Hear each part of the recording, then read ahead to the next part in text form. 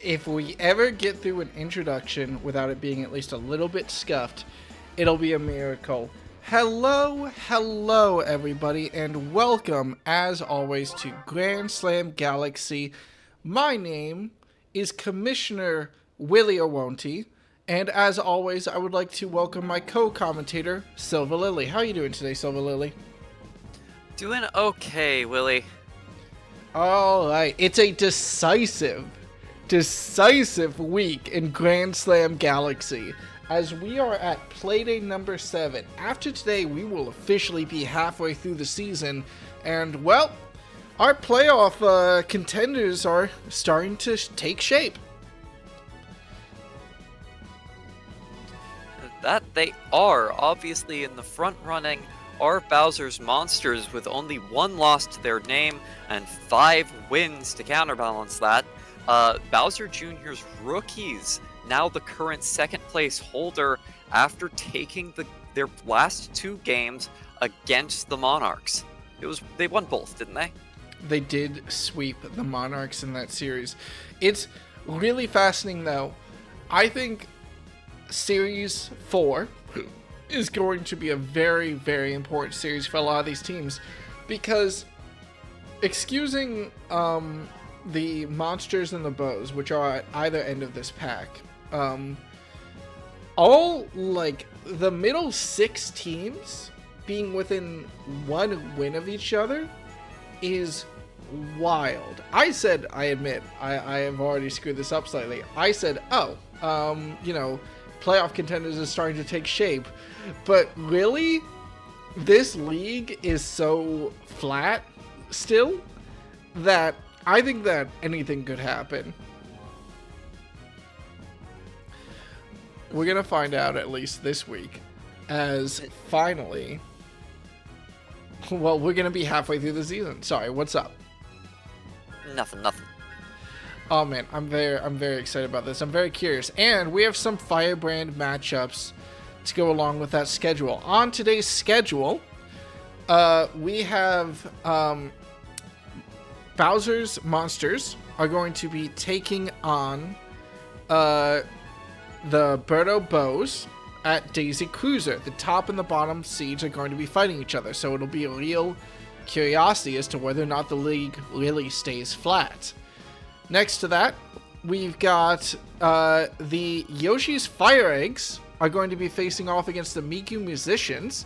Yoshi's FireEggs being that 7th place team that really needs that win, and the Musicians really wanting to separate themselves from this pack and set themselves up as a top 2 seed contender. The Spitballs will be up against the Flowers in Bowser Jr.'s Playrooms.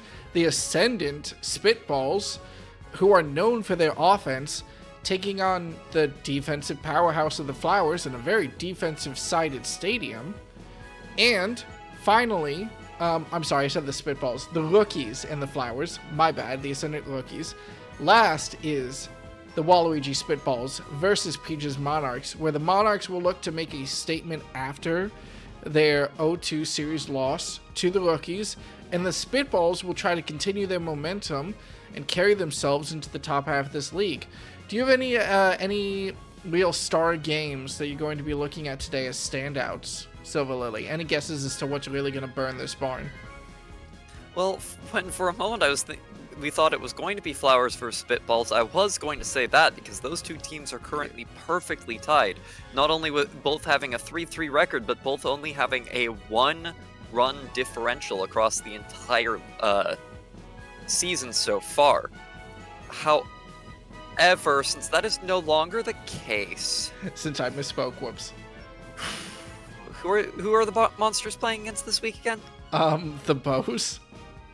Well, while I am hoping for good things to come for the Bows, as they have had their algorithms begin to get up and running, I don't know if playing against the current standout best team in the league is really going to be the best moment to showcase that.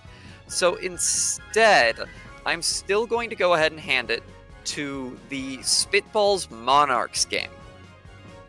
I think the Spitballs have been something of a wild card, often able to take their series 1-1. Or rather, actually, I believe they've had one 0-2 series, one 1-1 series, and one 2-0 series. Yeah. So I am looking forward to seeing how they do against the Monarchs. They fell against the Monsters. They 2-0'd the FireEggs, and they split the series with the Musicians. So they might be a good barometer to see how the Monarchs compare to the rest of the league right now, and how the Spitballs compare to these top contenders. It'll be interesting to see the Spitballs too, because their loss against the Musicians was the first extra innings games in Grand Slam Galaxy history. So it was a close loss. They were this close to going 0-2 to the Monsters and then sweeping their next two series. I personally am very excited about I personally admit I'm very excited about the Rookies Flowers game, because we keep talking about the Flowers as this defensive team, but they haven't had a really chance to shine against it. So if they can shut down the Rookies, I think they'll manage to keep that title. And they're going to Bowser Jr.'s Playroom, which seems like it should favor them, but we'll have to see. Last time we went to the Playroom and we said, oh, this is such a defensive stadium, they'll never hit it out of the park. Well, that wasn't exactly the game that unfolded in front of us. But we will start this game off. I'm very much a cutie. Hi, Chemist. We will start this game off, this Playday off, I believe, with...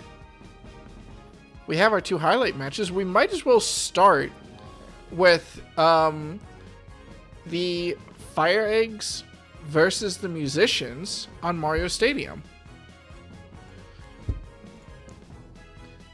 Now, do you have any thoughts? We'll break out from our normal format because the teams are sort of settling in.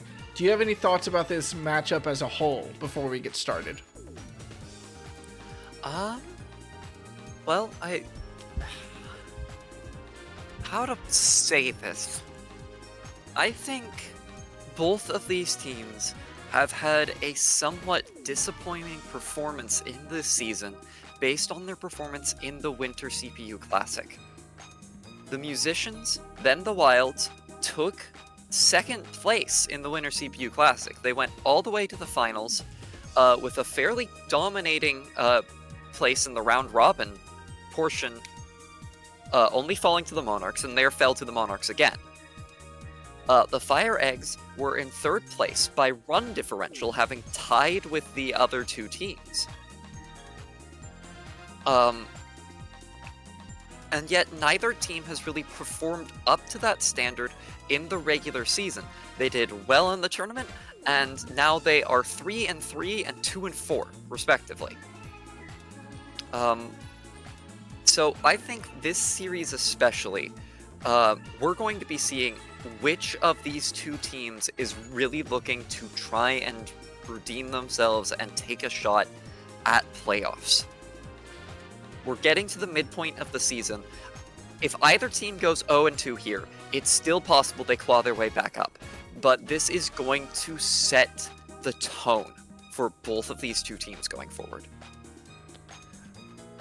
I have been such a fan, personally, of the FireEggs ever since they were the first team to really make action in the league before the season even started, as they got King K. off a before even the preseason draft night trade with the Monsters. And now they're 7th in the league with that 2-4 standing. I do think that they're a better team than they've shown on the scoreboard. I do think that K. hasn't really shown as a batter yet, and I think maybe there's still a chance for him. But especially with the Musicians constantly tuning their roster, they starred Funky Kong, that's new this week. Baby Peach is not going to be the starting pitcher for the first time for them, or at least for the first time in a while. I think it's a tough matchup for them. So we'll see. Mario Stadium has not been a favorable stadium for the musicians yet. And we'll have to find out which way this wind blows as we start off Playday number 7. The FireEggs take home field advantage versus the musicians on Mario Stadium. And I do think that these two teams, out of all of the teams in the league except the Bows, might have gone through the most roster changes. Not necessarily in terms of what players are on the team, or even always what players are on the field, but just in terms of a little bit of what players are taking the field and where they are at. As you pointed out, this is the first time that Baby Peach is not taking the mound. Tato hitting an immediate deep shot out to right field. That is not something we have ever seen from her before. And starting the game off with one that's just a bit too high for Pegasus and Red Yoshi to try their buddy jump for. A solo shot home run on the second pitch of the game. I'm gonna be honest with you. That was totally within Red Yoshi and Pegasus's reach. I don't know why they didn't go for it. I think they just weren't expecting the game to start that hot, and it pays dearly for the FireEggs. Now, it's one run, which in a game on Grand Slam Galaxy is really not that much, but you really don't want to give up a solo shot home on the first play of the game. Come on, FireEggs. And Musicians fans are definitely looking to see more from Tato. They know she can do it. They know she is a class of player that can have that batting prowess, but she has not shown it off in the way that the captain of the team, Miku, has. That was a weirdly shallow hit from a charge punch from DK. Just a weird angle, hit the ground real quick. Was not a double play. Funky Kong still made it safely to second. But it is now on Yellow Pianta to keep the inning alive after 2 quick outs following the home run. We should talk about the changes to the FireEggs defense while we're here, as, Dixie Kong is about to ground out. So, the changes to the FireEggs defense is really interesting to me, because K. Rool is not going to be the starter pitcher for, I think, the first time for them this season. They've taken the babies, who I praise as a very strong outfield, and moved them to the infield, and swapped up their pitchers so that Mario, the secondary captain, who led that amazing comeback against the rookies, take a shot, I brought up that comeback, is now going to be starting pitcher. I think that these reshuffle to the outfield do make them a much stronger defensive team. For all they now have amazing infield chemistry. That outfield is still very strong with star player Red Yoshi out there. Red Yoshi gets to use his star power on defense because he was on first base where it wasn't much use, but now that bonus speed should help him in center field. I really like this defensive change from the FireEggs, and we'll have to see whether or not going to Mario Stadium helps them out here. As Pegasus... Go ahead. We've actually seen something of a defensive change from the Musicians once again as well. With Tato now the starting pitcher, the Musicians might be looking to get a bit more stamina from their starting pitcher than they've seen from Baby Peach, or in the past, their historic starting pitcher of Toadsworth, now playing for the Monarchs. Hold. This is a potential Grand Slam setup for King K. Rool. Alright, Tato, this is your first time starting pitching. Here's your test. Welcome to the league, buddy. Excellent to force the star hit, but... Okay. Less damage than it could be. I'm honestly going to praise K. Rool for his baseball IQ there. I like realizing that he went 2 strikes in, and rather than going for that charge Grand Slam play, realizing the advantageous position his team was in with loaded bases and just taking the star hit. Like, you want those big plays, especially when you're a slugger like K. Rool, but just taking that star hit, getting 2 runs, and responding to... responding to the solo shot homer from the Musicians with 2 runs from decent play is a good sign for the FireEggs, but they're immediately shut down by that double play from Funky Kong and who's the shortstop for the musicians? Light Blue Yoshi. Light Blue Yoshi. And I do have to give the FireEggs credit for their ball placement. That quick loading of the bases all happened off very good hits, one over the head of Light Blue Yoshi and the rest pretty much up center. The musicians have put their star power onto Funky Kong this time, but they're not hoping to boost his batting. They're actually trying to get better defensive play from him at second base. And oh no! A banana peel got into Miku's path and tripped her up, and that will result in an out that shouldn't have been. There has been some very unfortunate item play by the musicians lately.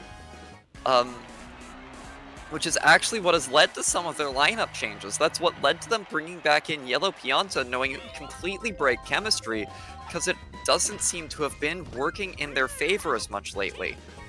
And that'll be a very fast inning that could have been so much more, instead ending with no points and only really Baby Peach managing to get anywhere on base.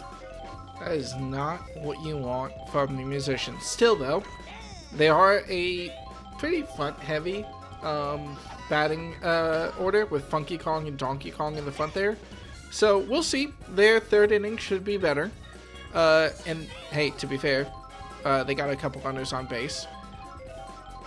It'll be curious to see if the FireEggs babies can really produce. Luigi got his single. Baby Mario will get caught out though. I think that's probably the greatest weakness that the FireEggs still have yet to sort out. It's how do you make sure that these babies are in a solid position to produce. I don't hate Red Yoshi, the star player, in the 9th batting average thing, so that Mario, when it comes around, can try to play off him, but hey, when the musicians shut you down, when the musicians clear the bases and make sure you've got nothing going into the top of your order, it's not going to work out for you. Plain and simple. Right. And now it is up, Tiny Kong up at bat once more. I will comment that Tato is definitely doing better on the mound in terms of stamina than Baby Peach normally does. Tiny Kong finds a single up the center. And hey, the team is probably happier with Tato's performance than they were Diddy Kong's whenever he came up to the pitcher's mound. I hear that the musicians are trying to ship Diddy Kong off to any other team that'll take him at this point. Diddy Kong, not much of a team Oh player. my god! Once. Oh, that's a deep out. Oh now my Tiny god! Kong. Oh, that was so unfortunate. Some excellent defensive play by star player Red Yoshi in the outfield. You have to give him credit for that one. Did you see the speed on that man's legs? And DK, with what could have easily been an RBI, had Red Yoshi not just absolutely blown up that offense.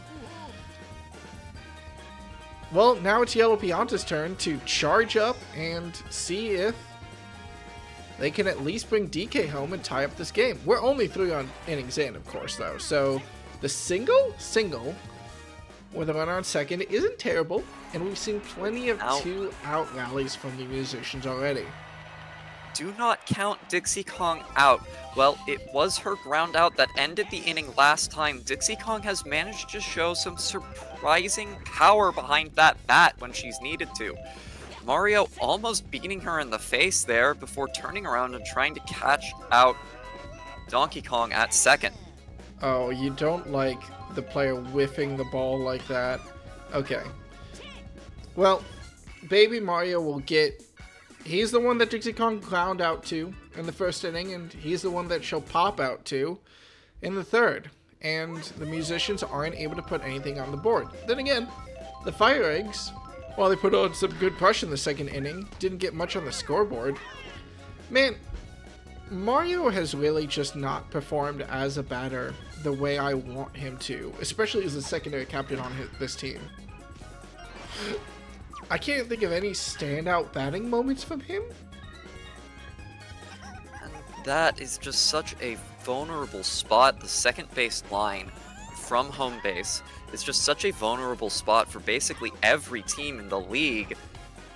Provided you don't hit it too far and go straight out to center field.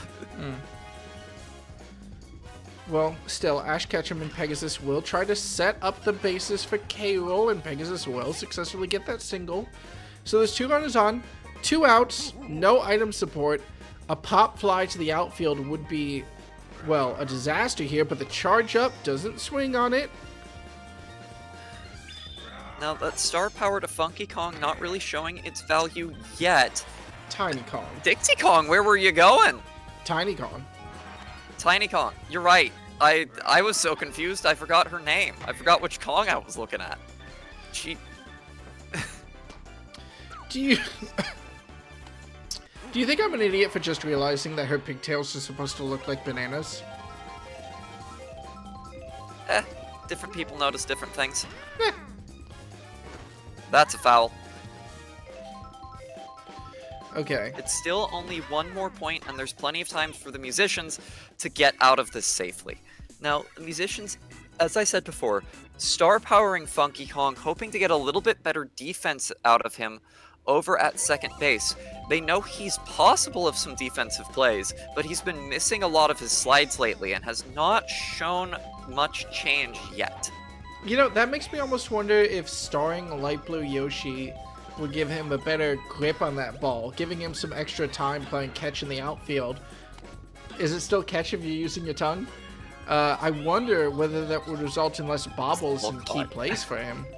Regardless, Miku, captain, leads off her team by getting on base and caught up by Yoshi. Ooh, what a catch from the man. That was not a catch I would have expected a Yoshi be able to make, but captain for the FireEggs locks that down and clears the bases for his defense. I think the musicians management has stated that Light Blue Yoshi is another player they're considering for star power based on Funky Kong's performance in this first game. In the meantime, hopefully, this inning should be an easy defense for the musicians. They've got the babies to go through, but Baby Luigi will at least get on first base with a single.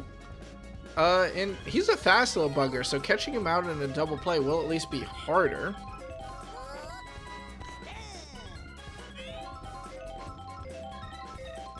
I really do want to see... Okay, that should be... Oh! The item play. Quick reactions from the FireEggs to make sure that Luigi can reach base safe. As always, getting a little frustrated in the crowd watching all this good item play and finally some excellent defensive play by their own team. But I was going to say all this good item play by the FireEggs helping their teams get on base. Meanwhile, all the musicians have done with their items so far is get their captain Miku back out of the inning. Yeah, fair play. It almost makes me wonder, are the musicians the worst team in the league when it comes to using those items successfully? They might be, Willie. I've been watching it all season. They built their entire roster around chemistry and just have not been rewarded for it. Well, regardless, if Tiny Kong can get on base, this will now be an official defensive challenge set up for the FireEggs, as they're going to have to get through star play of Funky Kong and right behind him DK to try to deny more points on the board for the musicians. But a quick pop from Funky Kong. Hit Kong by a star player. That is high and far. They're going to try for it, but it is too high, too far, too fast. Funky Kong hits a 2-run home run to tie up the game. See, that one they tried for, and that one was too high. If the FireEggs lose by 1 run, they are not going to hear the end of it from me. The questions in the coach's comments section are going to be absolutely brutal. Regardless, the game is still being played, and DK definitely wants to follow up his cousin with a shot of his own, but... Oh, charging on 2 strikes! Okay. Knocks it out to left field for the single, at least. Some excellent ball placement there. Ash Ketchum was not quite in He's position to again. grab it before it touched the ground. He's doing it again. No, this is why management benched you last time. We've Okay, been over this, thank Yellow you, Mario. Pianta. Star hit it. Redeem The yourself. obvious punch in the world. Oh, catch up. Instead, it's just going to be a second out. You know, I'm It was realizing... a good slap, but to the wrong point of the field. Can we talk about the fact, though, that this FireEggs defense, how terrifying, actually, that... Oh! No, that should be... Please tell me that's a catch, FireEggs. No! I told you not to count her out. 2 ground outs to end the inning. How about 2 runs off a home run? Okay, at least that one was too high to catch, which, again, off Dixie Kong, wild. But... She's shown the ability to do that when they need her to. And now another solid hit by Captain Miku up the center. That stun, well, at least the item was used, didn't mean much as she was already making it to first. It's just me sitting there like, I'm gonna have to apologize to you, Dixie Kong. I was familiar with your game, and you are trash, but you still hit a 2 on Homer, so fine, I guess. Dixie Kong is a defensive utility player that occasionally hits home runs she shouldn't. Yeah, that's a pretty accurate assessment. Well, the FireEggs get out of the inning at least. I really don't think this is that big of a lead for the Musicians either. After not being able to produce for 4 innings besides that 1 run off the solo shot to start the game, 4 runs in an inning is good. Never doubt that. Very good. But the FireEggs have consistently been more of an offensive threat in this game. And if they're able to keep that up going into the second half, I think that this is nowhere near a comfortable lead for the Musicians. They're going to need to score a lot more before they can say that. And Tato, the starting pitcher, starts to tire, which... This is about the right time for it. I think this is exactly the kind of performance that the Musicians were hoping for in this game. Maybe a little more better offense from the FireEggs than they were hoping, but they moved Tato to the starting position because they believed in her pitching power, but due to the way the pitcher rotation is decided, she wasn't getting up onto the mound at the right times in the game if she wasn't starting it. We have another situation here where King K. Rool has a chance to hit a grand slam. This will give his team a 2-run lead if he manages it. It's deep and high. Miku is going to be there in time. They're going for the buddy jump, but it will be a go-ahead grand slam. That will probably be Tato stepping off the mound. Credit where it's due. I started off this Playday by looking at K. Rool and saying, you're a better player than the scoreboard shows, but you need to step up. And finally, when his team needs him to do so, he does it. And we've been trading now 2-run leads back and forth over the past inning. So now it'll be DK's turn to try to shut down. Ooh, God, that is a lightning fast shell. Okay. The FireEggs are at their babies. Like, DK, this should be a good test of your ability as a relief pitcher. I don't think the ball would have gotten there in time, but I still would have liked to see Yoshi throw it. This will be a good test of DK to shut down this inning, get his team refocused. The teams will hopefully, for the Musicians, just trade 4-run innings back-to-back, and they'll be back at a disadvantageous position. But if there's one thing the 5th has shown, it's that a 2-run lead is no lead.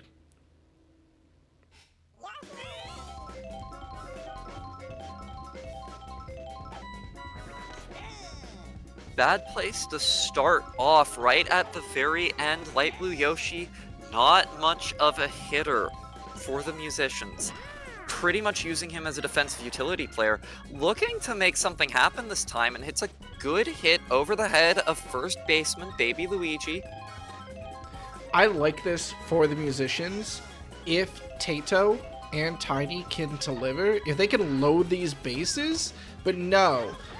Unfortunate. I want a ref decision on that one. I don't know about that. About that double play, you wish the Musician challenged it? And this is what Musicians fans are talking about. See how late those items were fired pretty much every time. They don't fire an item until the opposing player has already picked up the ball and usually started sending it on its way. And then by then it's far too late for it to do anything. Completely stuffs their offense there. Some good fielding that the Musicians do nothing to break up.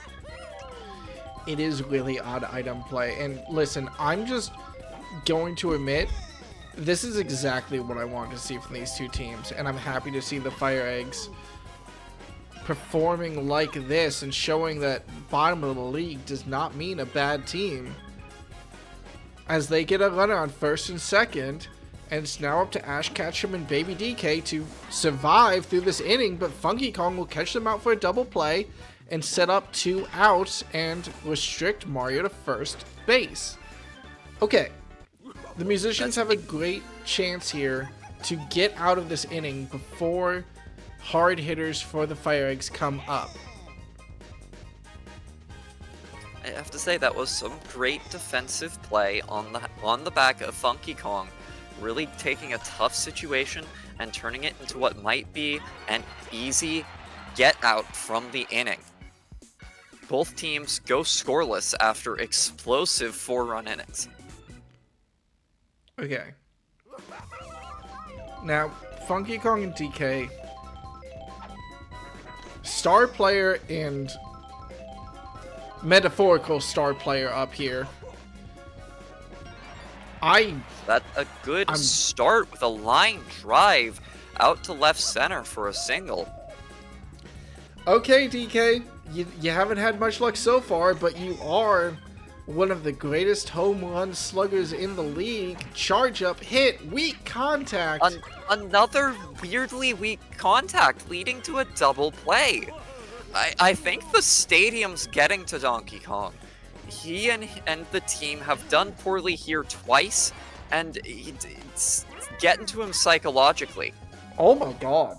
And this is what I mean with Yoshi in that second base position. That is not where I would have thought you wanted the man, but he is showing up for these FireEggs, and DK is mad about it.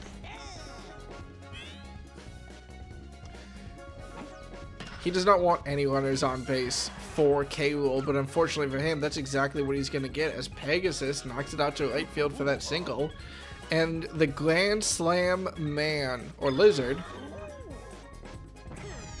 charge hit, will hit through the star hit. That's foul. It's gonna swing foul.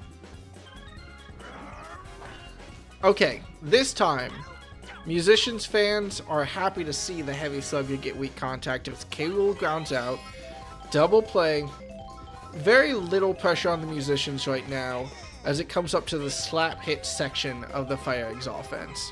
Unless, what a fast run from Dixie Kong to make that play and catch out the possible home run shot from Yoshi. I didn't expect that. I thought for sure that was gone, but Dixie Kong got there at the last possible second. Normally, when we see those bunny jump catches, they're in position, they're ready for the ball. That really was Miku throwing her arm as high as she could get it to snap that before it flew out of the stadium. And she's going to deny. One of the defensive saviors of the inning, now here to do some of her own damage, hitting a deep single, bouncing off the back wall to stay fair. Okay. Uh-oh. God, how many double plays has Yoshi got in this game? This is wild. Is that like the third or fourth time he's turned a double play with that tongue catch? Deeper, too, than we expect. I'm waiting to see if he ever bobbles it. Yoshi, or if that's something that's just restricted to light blue. I think Yoshi, as a player, we saw in spring training that he had a firmer grip on the ball than some of his cousins. Might be the case. He is a captain for a reason. Baby Luigi, though, well, I'm sure the Musicians will see him immediately pop out to the shortstop, light blue Yoshi. What's up? So is Diddy Kong. Point taken.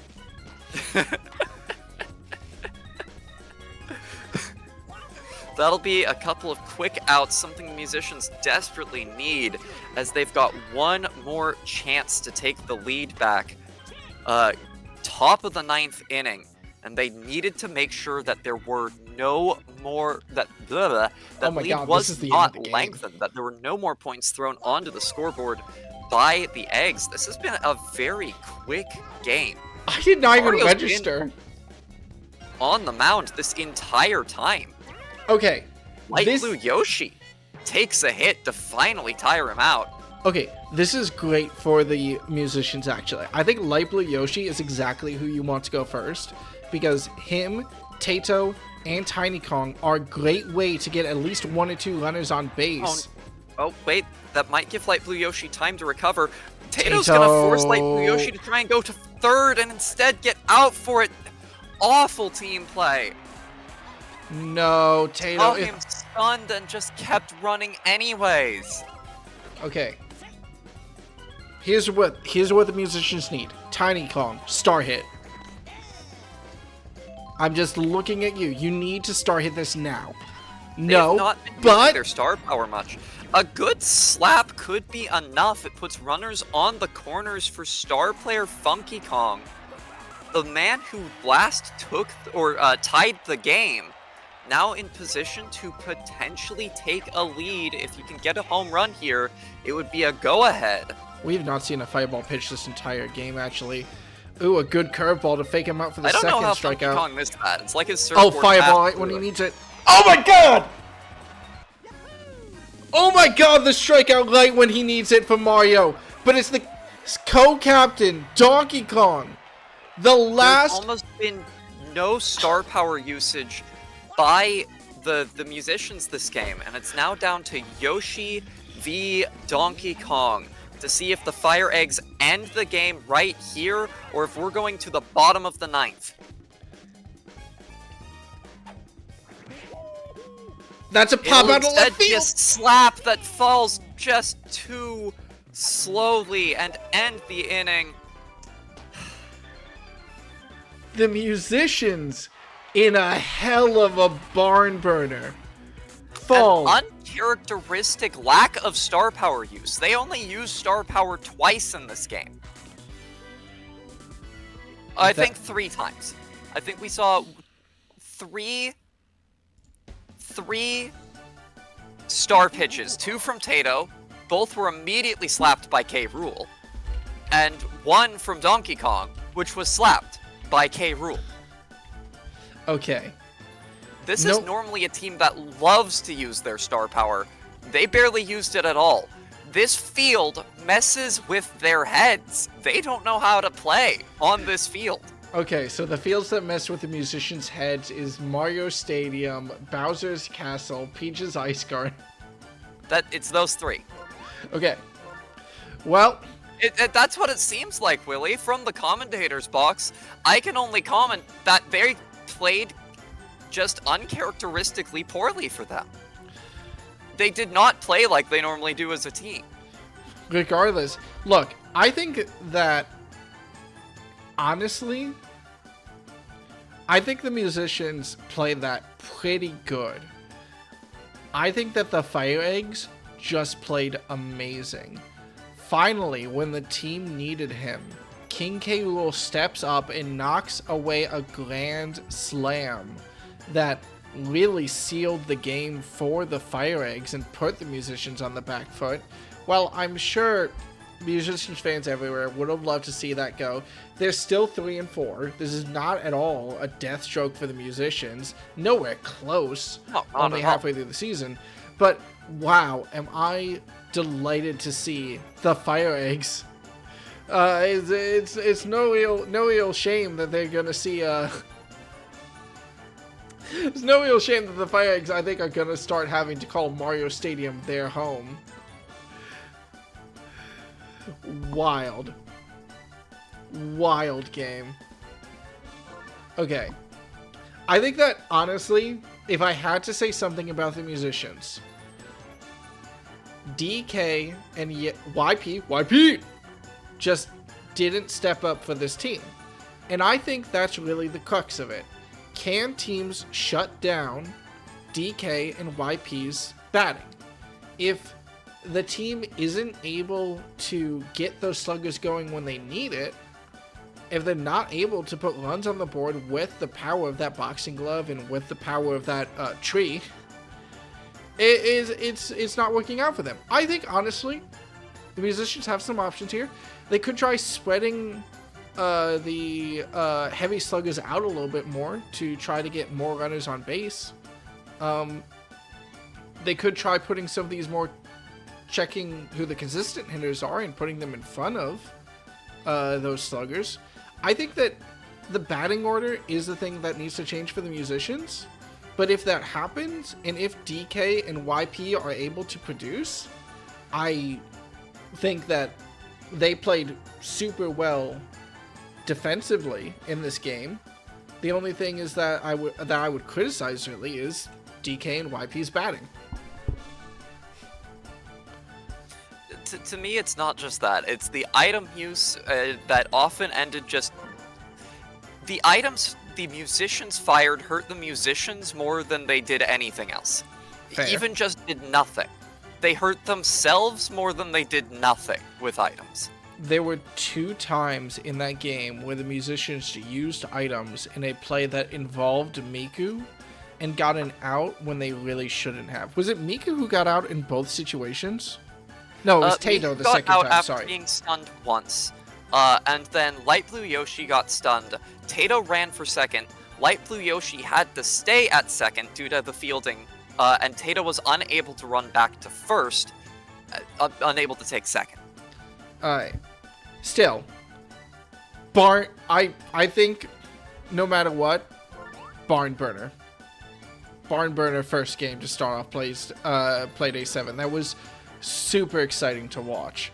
Right now, well, I'm gonna consider cracking out the vodka bottle and doing a drinking game, as we're going to head over to game 2 for Playday 7, which will be the Monsters against the Bows on Daisy Cruiser Night.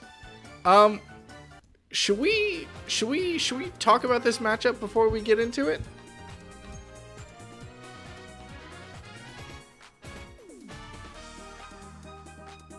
Oh, Silver Lily has had to step out for a second. Excuse me. My apologies, Willie. Had to mute for a second. Okay. You're on Daisy Cruiser Night. Okay. I'm heavily considering. It is a Tuesday evening. I'm heavily considering taking a shot whenever a Grand Slam is.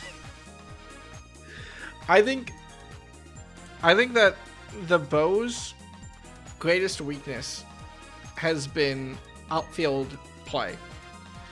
I think that going to Daisy Cruiser, the last time the Monsters came here, they were in a super tight, super close game with the Flowers, who were able to hold their team together. Now, with the Monsters' new look roster, or batting order, going up against a Bows outfield without chemistry, I think that this is really the only chance the Monsters are going to have. If they can't score big in this game, then we can't label them an offensive threat at all. This is like, the cards are stacked in their favor about as heavily as you can get here. Okay. I think this is going to be a difficult one to say anything about, because it's the Bows still revving up their algorithm versus the Monsters, the top team in the league. You're watching 2 teams whose trajectories are as different as they could possibly be. Well, we're going to see if the Bows are able to step up. In the meantime, as always, for the Bows, a quick prayer to RNGesus. Wow, okay.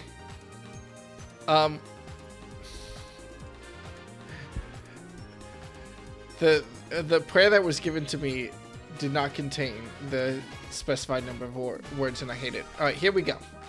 Oh, wow, that's a fitting first word, considering I just struck out the first prayer. Reluctance, latest, calorie, particular, obligation, mayor, rubbish, excavation, straighten, method, conclusion, flourish, follow, ancestor, garbage, concern, hurt, vegetarian, feeling, brainstorm, bulb, diplomatic, cap, express ring, stumble, disappear, neighborhood, wing, square, shift, network, quarrel, grace, twilight, wine, promotion, waste, snack, scan, explosion, cheat, light, chief, commitment, memorandum, kettle, throne, lane, shop. And on those words of wisdom, well, let's find out what happens as the monsters take home field advantage versus the bows, and we enter the dark of the storm on Daisy Cruiser Night.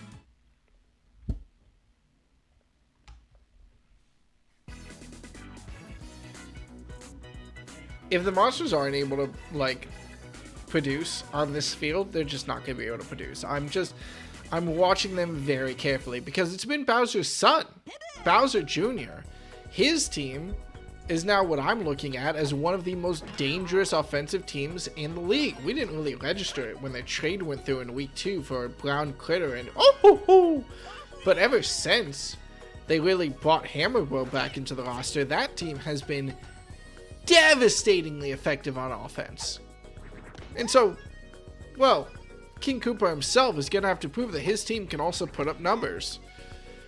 First, though, Boo has to get through the bows. And maybe that smaller stadium with Daisy Cruiser will work to their advantage. At least Gray Shy Guy and Yellow Yoshi don't care, as they're able to reach base off simple slap hits and set up for the slugger Dry Bones. There might be a shot. There's a very good shot here for the bows to take an early lead. That there is, especially with a batter like Dry Bones on a stadium like this one. 2 already on. Instead, Dry Bones is going to send it out to left fielder Edward Elric. It's just going to reel it in and force Blue Shy Guy up to the bat with 2 on.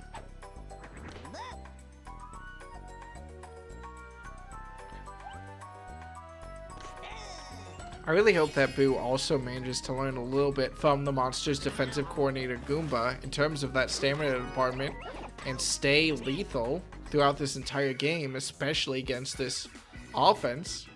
Praise to Mario, he's been a little bit of an inconsistent pitcher, but when he's on, he's lasted like whole games. And so now Boo will have to see if he can last against the bows. And speaking of, a player who's famous for a lack of stamina, Yellow Magic Koopa will be the starting pitcher against the monsters, and will have to weather the storm for as long as he can. Oh!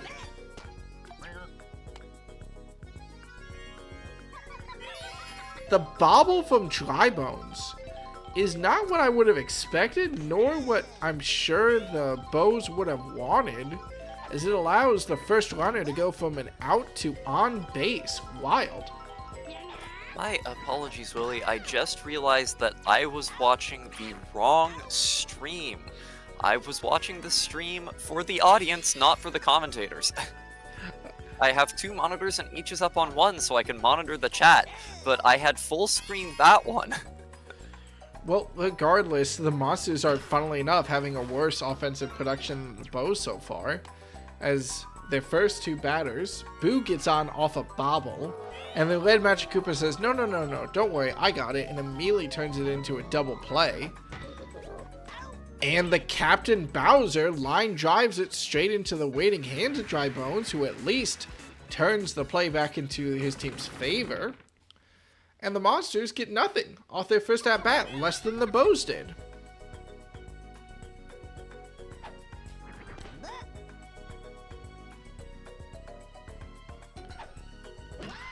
Yellow Magic Koopa doing much better for his team than Red Magic Koopa was able to, as he knocks that single out to center field.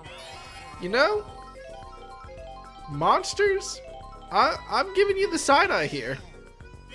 If you want to play a much more dangerous drinking game than shot every time there's a grand slam, let's say shot every time there's a single up to center, you'll be dead before the second game of the evening. I'll be dead before the second inning. Statler, my man. 2 outs on. Hey, always a chance to score a home run at any point in this game.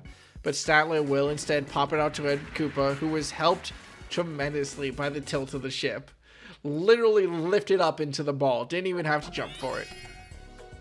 And now that same play of Red Koopa will start off this offense for the Monsters with no item support. Shout out Dry Bones.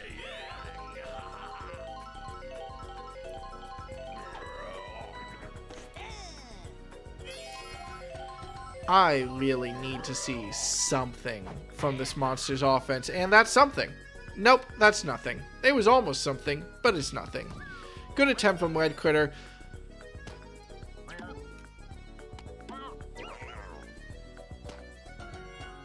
Okay! We're gonna see an RBI chance from Thermite here. Runner on third. It's a slow hit fielded by Dry Bones over to first. Red Critter does not feel confident in coming home, and the ball will be far too late to stop the easy out. It's Red Pianta's turn. Try and bring this runner home. Come on, Strawberry. Okay, the slap up to center field. Is that RBI? Okay, that is an RBI. Strawberry does successfully make it to first base. You know, this is not the performance the Monsters should be having. After only getting an RBI after a bungle from the Bows defense, after the first inning, their first batter got on base because of a bungle from the Bows defense. I'm squinting. I'm squinting at these Monsters. They never seem to be able to produce offensively anymore. But we'll see. There's still plenty of game left to play. None more this inning, though, as Boo grounds out at third base.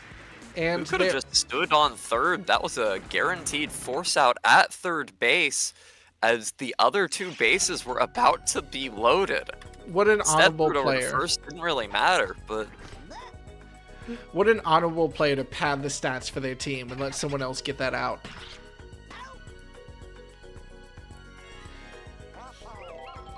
Alright, Birdo. Captain Birdo.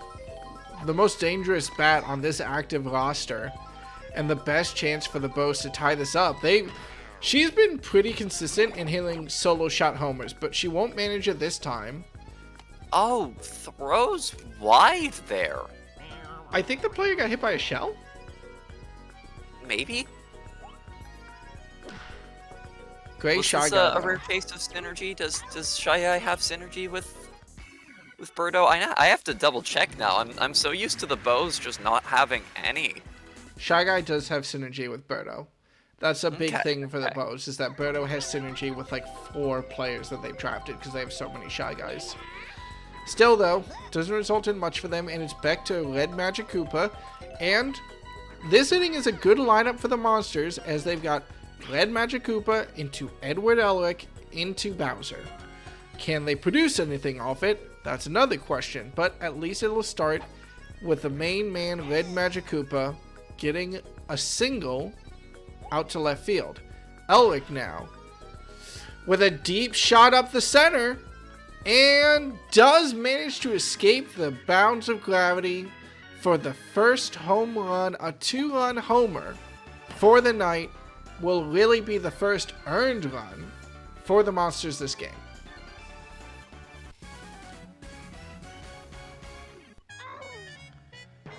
I think this might be one of the longest times the Yellow Magic Koopa has lasted for them as pitcher, and he'll go back to that second base position where Magic Koopas have been found to sing. So honestly, this is almost a harder defense to crack now with Birdo on pitcher's mound. Not that Bowser's listening to me, as he saw his subordinate hit a home run and will immediately follow up with a shot out to right field, and we've got back-to-back homers for the Monsters. And that's exactly... I'm sorry, Willie. I think I've lost it for the evening. You need to take it relaxed. think I might need to take a break in this game. My ability to commentate has gone out the window for a hot minute. When was the last time you ate? Not long ago. Okay, I'm proud of you. Like literally 10 minutes before we started. My girl. Alright, Red Koopa hits a single out to left field, which is a good shot. Now it's Red Critter, who was the only run before this, off a triple that he should have gotten against the Bows, trying to redeem himself with a line drive shot out to left field, and that's 3 home runs in 4 batters for the Monsters as they finally start to come alive against the Bows. Now, to be fair, finally, I think that Birdo as a pitcher should be able to perform against this Monsters lineup, and she shouldn't have let up 4 home run tries in 3 home run tries in 4 batters.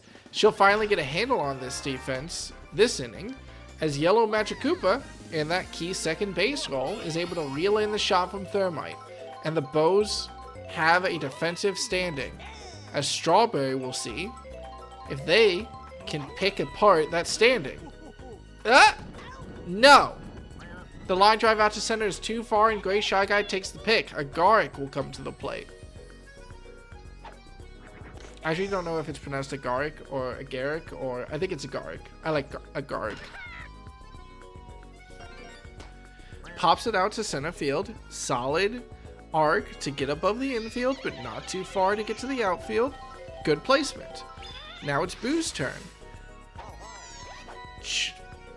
Try to charge it up against Birdo, but way too early against that star hit, which is one of the harder things to hit in this league, and Dry Bones will apply by fielding it at shortstop, catching out Boo, and ending this inning for the Monsters.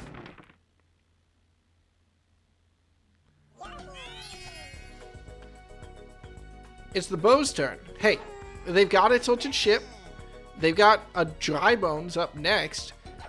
This could be their opportunity to get some home run shots of their own if Boo is able to let them up. But, of course, Yellow Yoshi, the star player, isn't able to nab that one, as Strawberry will be the one to field that ball, which by all means should have gone, say it with me now, straight up the center, but fails to reach the outfield. Dry Bones, I want to see a charge shot. Saz settles for a slap, but that bat bone is too powerful, and Elric catches it at left field. Blue Shy Guy, the last chance for the Bows to not go 3 up, 3 out this inning. Slaps it though, and that one goes straight to Ed Koopa at second base, and it's 3 up, 3 out for the Bows after a brutal Monsters inning. Now the Monsters are going to have another chance to see if they can put runs on the board. Red Magic Koopa wants to join that scoreboard. He's charging early. Star pitch from Birdo will put any hope of that to shame, though, as presumably he won't charge up on 2 strikes. He will not. But the slap will go, say it with me now, straight up the center for the single. Edward Elric at the plate. Don't worry, everyone. We checked his bat is going to stay wood this entire at-bat. That was a ruling that we had to make. And he'll get 2 strikes against Birdo. The slap hit goes straight up the middle, though. And Red Magic Koopa almost looked like he was going to go off there after a small Gray Shy Guy bundle, but no. Stays on. Birdo starts to tire, though, and this is where it gets dangerous for the Bows. Yellow Shy Guy is brought in as the 3rd string pitcher. And Bowser takes advantage immediately with 2 runners on, a deep shot to left field, and a 3-run homer for the Monsters right after the Bows swap pitchers. I thought good odds of the Bows actually shutting down this Monsters offense, but they're coming alive here in the 4th after a great 3rd inning. Red Koopa now, we'll have to see if he can get on base. Charge up hit, he wants more than on base, but that's all he'll get. The Shy Guy, Gray Shy Guy in the outfield will field the ball. It's a double for Red Koopa to reach scoring position. And Salamander up at the plate now, charges it left field once again. Thank God I'm not playing a home run drinking game, because otherwise I would be in the sorriest casting state I could be. That is another homer for the Monsters, and they'll go up double digits now in the 4th inning as they start to tire out Yellow Shy Guy. 4th pitcher for the Bows comes up. The star player, Yellow Yoshi. I don't hate this. This is a good opportunity. Now, a fast player like Yellow Yoshi you would love in the outfield, but if you're going to play him in the infield, put him on pitcher. Makes sense to me from the coaching staff. And he will get the strikeout immediately. Dang, shake that thing, Yellow Yoshi. He's earned it after the strikeout. But now he'll have to get past Strawberry. There's only one out on the inning. Strawberry looks like they want to settle for the slap, but can Yellow Yoshi manage a 2nd strikeout in a row for the first time in Grand Slam Galaxy history? No. The curveball couldn't manage it, but the ball is hit too high, too slow for Strawberry to get on base as Blue Drybones makes the catch. Agaric now. The last chance for the Monsters in this inning to keep this run going. No! Yellow Magic Koopa. Someone's got to start signing up these Magic Koopas just for that shortstop second base position. At least the Monsters are consistent. 5 runs twice in a row. I say at least as if they aren't doing great this game. The Bows. Someone's going to have to get... I feel like their first run is going to be a solo shot homer. I'm just calling that now. Maybe they can slip some small ball past the Monsters, but so far hasn't been the case. Unfortunately for Yellow Magic Koopa, he does not have the power to fulfill the prophecy and get that homer. He'll fly out to left field. Now it's Yellow Shy Guy who will ground out to shortstop. Excellent play from Strawberry to field that ball quick enough to not fall victim to the item usage from the Bows. Statler really wants to fulfill that prophecy. Hits it out to left field. Fish interference almost stops Agaric, but he's able to just barely make it and stop the homer from Statler. The Bows will stay scoreless, and after 3 solid at-bat attempts, unfortunately it turns into 3 up, 3 out, and Boo, the starting pitcher, will remain on the mound through at least the start of inning 6. The Monsters, meanwhile, are back up to the top of their order, and whereas they weren't able to do much with this before, now they're facing the 4th pitcher for the Bows. Not that it helps Boo, as he'll immediately pop out to Drybones at shortstop, and, well, Drybones is going to be more than happy about that. Star play for the Bows if there ever was one. Red Magic Koopa, meanwhile, first ball goes foul. Has the power to go over the fence if he's able to aim it, but no. Decides aim is more important than power and hits it, say it with me class, straight up the middle. Edward Elric with a chance to put 2 on for Bowser in a thing that I'm sure King Koopa would love, a second chance with 2 runners on. No. Unfortunately, the one weakness of Yellow Magic Koopa in that second base position is that reeling in that ball takes too long, and he's forced to throw out to first for a single out. Now Bowser, rather than having 2 runs on, is facing 2 outs, but he does have item support, and he doesn't need it. Another powerful shot out to left field for another 2-run homer. Besides the RBI in inning 2 from Red Critter, who should not have gone on base, I think all of the Monsters' runs have been from homers so far. Red Koopa will keep the party going with a good shot to center field to score a single and put a runner on for Red Critter. Followed up Bowser's home run with one of his own last time, and will follow it up again. It's a slow ball, but it does break the center field line, and Salamander will not be beat by the captain today. He'll line up his own 2-run homer to keep pace with King Koopa.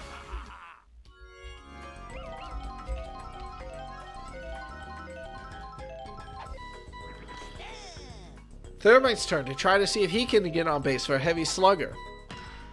He will do that. The pop out to right field will give Strawberry a runner on, and we'll have to see if they're able to keep up the party, or if they'll go home for the inning for the Monsters. No, hits it just into range of Yellow Magic Koopa's magical wand. Can't slip past those fingers. Can't slip past that magic.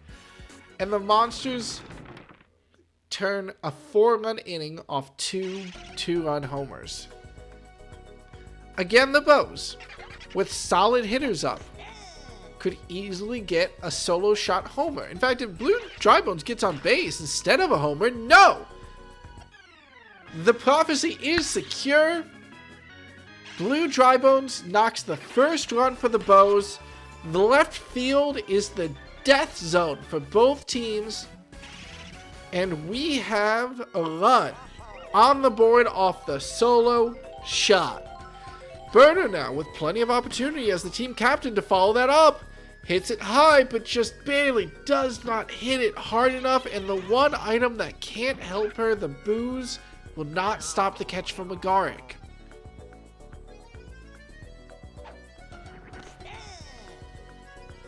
Gray Shy Guy now, no item support to help him. Doesn't matter. The bungle from Agaric, thankfully, is not impactful, as Gray Shy Guy takes a single off the hit to center field. Now star player, Yellow Yoshi. Only one out, so plenty of time, plenty of room to get a second runner on for Shy Guy next, but will get caught out in right field by Thermite. Only one runner for Shy Guy, but we've already seen one Shy Guy homer so far this inning. If that bat gets charged, no, it's a slap. And the slap goes high. There's a fish nearby, but not in position. And Agaric is able to make the play to stop the Bows from scoring more than one in this inning. Now the Bows have to make it through Lead Toad with no item support before going through to the top of the order for the Monsters. Yellow Yoshi has been pitching his best so far, but Agaric is able to hit it up to center field for the first single. And hey, if there's one runner you want on base to avoid double plays, it's one of the fastest runners on the Monsters team. Boo, who has not been able to perform at the bat very much so far this game, follows up with an almost identical hit to score a single of his own. Runner on first, runner on second. Red Magic Koopa, if he doesn't place this right, well, no risk to him, as he manages to hit it well above Yellow Magic Koopa, who's not able to turn to the magic play, and it's the first earned RBI for the Monsters off his wand. And that's the 5th pitcher now for the Bows, as Blue Shy Guy will take his crack at the mound. Unfortunately for them, Yellow Magic Koopa isn't able to get his hand on the ball as it flies above them, but poor base running from Boo stops loaded bases for the Monsters. Can Bowser get another homer off left field? No. He'll get a homer off center. If this goes out far enough? Yeah. A 3-run shot from King Koopa to score even more for the Monsters in this game. And that run differential is going to be looking different. In fact, I think now any extra points that the Monsters get will be the most they've scored in a game so far this season. Lead Koopa, we've seen the pattern. Lead Koopa gets on base. Lead Critter scores the home run. Broken as Red Koopa pops it to Magic Koopa and flies out. So if Red Critter wants to give up his pattern of keeping up with the boss, he'll have to do it off a solo shot. But no! He'll pop out to left field and blue, where Blue Drybones makes the catch. Well, one pattern broken for the Monsters. And the Bows will have to see what they can do to keep their run differential from falling more. Blue Shy Guy starts off the inning good. Solid shot to center right will net him a single. Yellow Magic Koopa now is going to have to see if he can capitalize on that. The far hit. No item support means it's a guaranteed catch, and Blue Shy Guy recognizes that. In position to make sure that it's not a double play. Now it's Yellow Shy Guy's turn to try to get his brethren to second. He does have item support off Statler, and Statler's quick item usage led to a great play last time they were in that position. But at least it's a single for Yellow Shy Guy, as the masks keep coming. No mask on Statler, though. He had a chance at a solo shot, but he was caught out last time he was at bat. Now Boo trying to make sure he's not able to get much contact, but no. Good hit out to left field. That will be at least one RBI for the Bows as Blue Shy Guy runs home. The fire, amazing, honestly, speed on that attempt from Elric to send it home, but unfortunately the miss from Toad guaranteed that there was no chance of it reaching in time. And the RBI from Statler does finally start to tire out Boo. Now with a runner on second and a runner on third, great chance from Blue Drybones to seal a homer, but it stays in the park. This should be a sacrifice fly. Yes, Yellow Shy Guy sees his opportunity correctly and runs home. Statler will have to stay at second, but that's another point on the board for the Bows as Birdo steps to the plate. And no full game for Boo as Bowser comes in as the relief pitcher. Ooh, star hit from Birdo. I'm not sure we've seen this before. What a fascinating star hit, and it easily lets Statler run home. That's 3 runs off good plays from the Bows so far this game. I think there's a lot of potential for the Bows team offensively. I think they've got great hitters. They've got Drybones. They've got Blue Drybones. They've got Birdo, King Boo. They've got some great sluggers if they find the synergy to use them. But finally, the rally from the Bows is stopped as the ball falls into Red Koopa's glove to end the inning. And the Monsters are at it again. Thermite, with item support, grounds out to Drybones. Blue Shy Guy is not happy about that, despite it all. Well, Strawberry, we'll see, hasn't been part of the slugging trio so far this game, and will settle for a slap that does, even with the slope assistance, go over the head of Yellow Magic Koopa.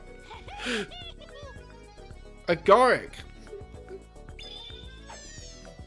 Testy position for him here. He does need to try to get on base if the Monsters want to see Bowser reach the box this inning, but no. The pop fly to right field seals Agaric's fate, and despite solid plays from the defense, Blue Shy Guy is taken off the mound for Blue Drybones. Alright.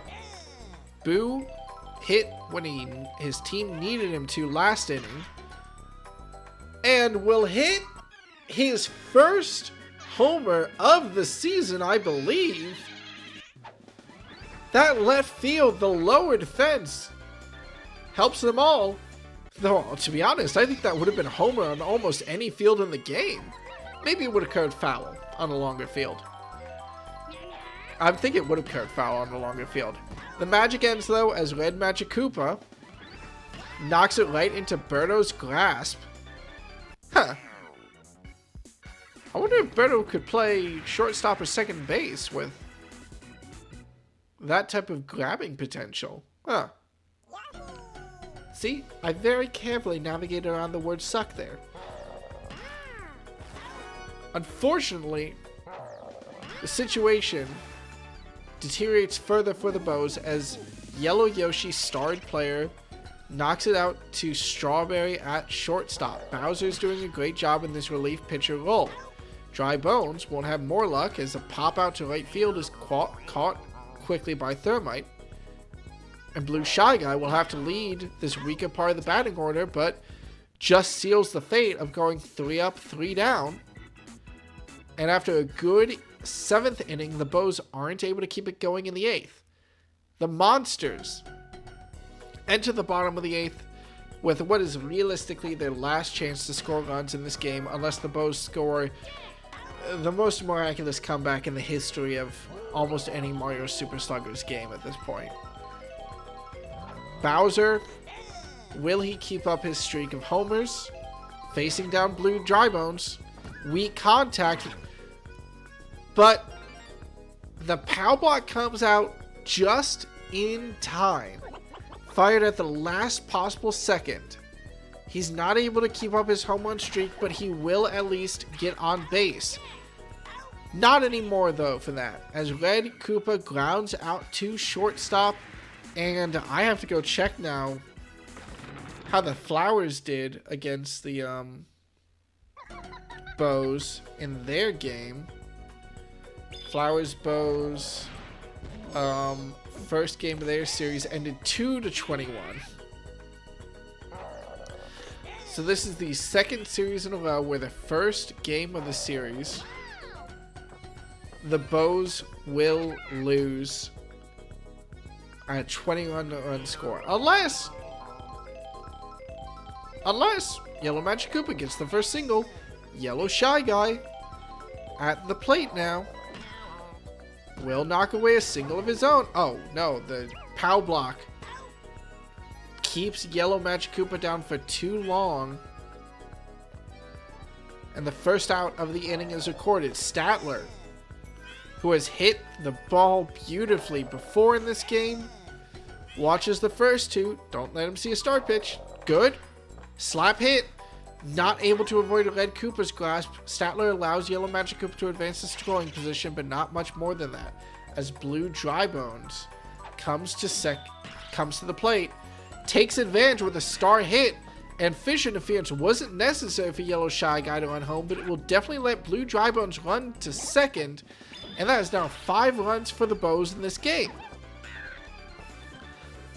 Fair enough showing to show that when their offense is able to produce, hey, 5 runs is not at all a bad scoreline. It's the defense that needs to come together for this team. They don't even have like King Boo's on the bench this game, so they're opting for that more Shy Guy core to try to get something going defensively. So, but the strikeout star pitch from Bowser seals it, and the Bows fall 5-21, which, let's be fair here, or let's be real here, is not really the most devastating route that could have happened. There's been way bigger losses suffered by other teams. I think if there's anything this game shows, it's that the Bows just need to figure out their defensive lineup to stop their opponents. And then I think, more than anything, they're not really out of playoff contention. It's not a great first half of the season for them as they end it with a 1-win, 6-loss record. But their offense has never really been the core problem. It's the defense and trying to shut down big sluggers on the enemy team. Speaking of, Bowser, who kept his home run streak the longest, will secure his 3rd or 4th MVP of the season. Game 2 for Playday 7 ends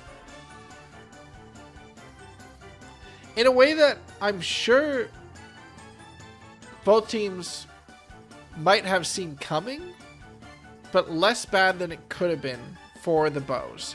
I think that, to be fair, they only got better defensively as the game went on, at least according to the scoreboard.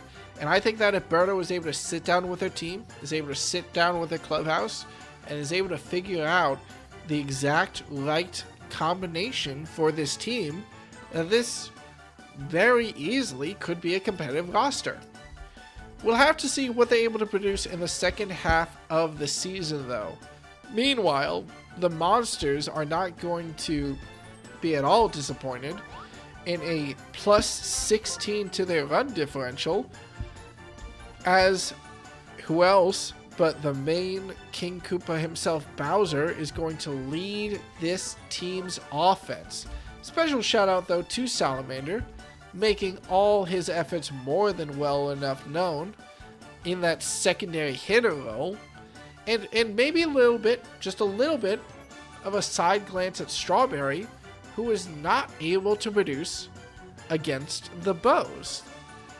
If there's one team that you would want your Sluggers to produce against, well, it's the Bows. But while Strawberry and Bowser were able to do so with more than enough efficiency, Strawberry is not making those deep hits. In fact, out of curiosity, while I'm looking at it, let's check out Strawberry's results the last couple of games. Last Playday, the Monsters were against the Musicians, and Strawberry didn't produce nearly as much as Salamander or Bowser. Playday 5, when the Monsters lost against the Musicians and lost their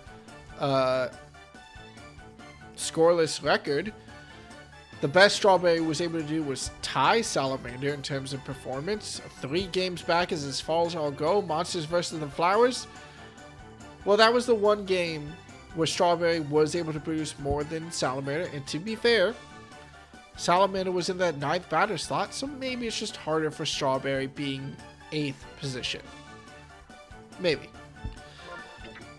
Regardless, we'll head into Game 3 of this Playday,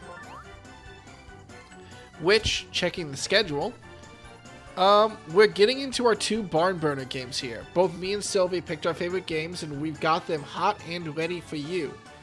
The first game that we're going to see, can the Monarchs keep up their reputation on the line as they'll take on the Spitballs in the Spitballs home stadium of DK Jungle Day?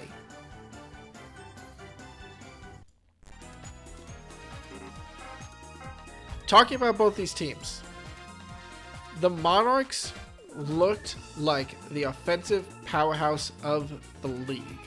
They had PD Piranha, Boomerang Bow, Fire Bow, Dark Bones, all incredible sluggers, and it looked like, minus a mild stumble in Series 1 against the Flowers, it looked like they were going to be an amazing, amazing powerhouse team.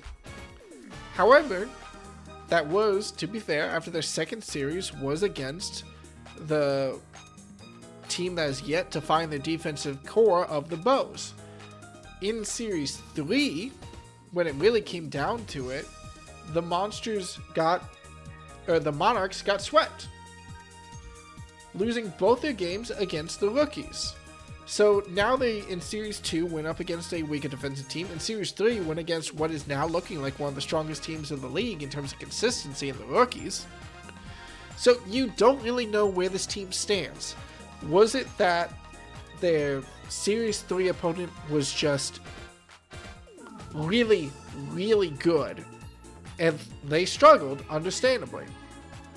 Was it that their Series 2 opponent wasn't able to put up defensively, and it inflated the sense from the audience and from the commentators about what this team was able to do offensively? Well, now they have a chance to prove which one of those is the case. The Spitballs, meanwhile, have settled their defense. Wiggler, Miyamoto, Reggie, able to lock down that outfield against most teams with Wiggler's speed, and they're going to need it against a slugging team like the Monarchs.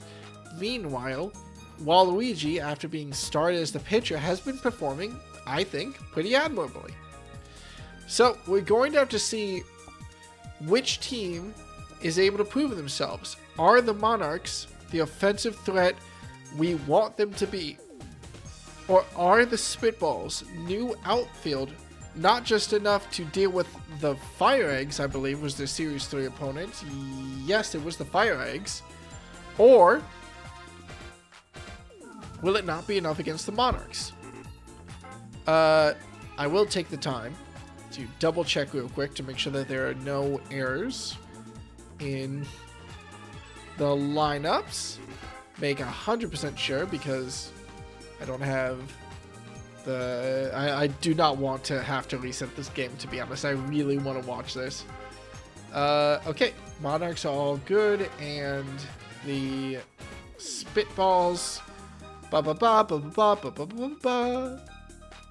look good to me. Okay. I'm gonna have to pay very close attention when Iwata comes to the plate to make sure he's not named Reggie this time. Was that a graphical glitch, or did I just accidentally... After the records were lost between Series 2 and Series 3, will I just need to make sure that Iwata's name is marked down correctly?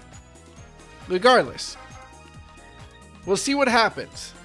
The Spitballs have home field advantage, and they've opted to take the Monarchs to DK Stadium. So we'll see which storyline unfolds going into the second half of the season as the Monarchs take on the Spitballs in Game 3 of Playday 7.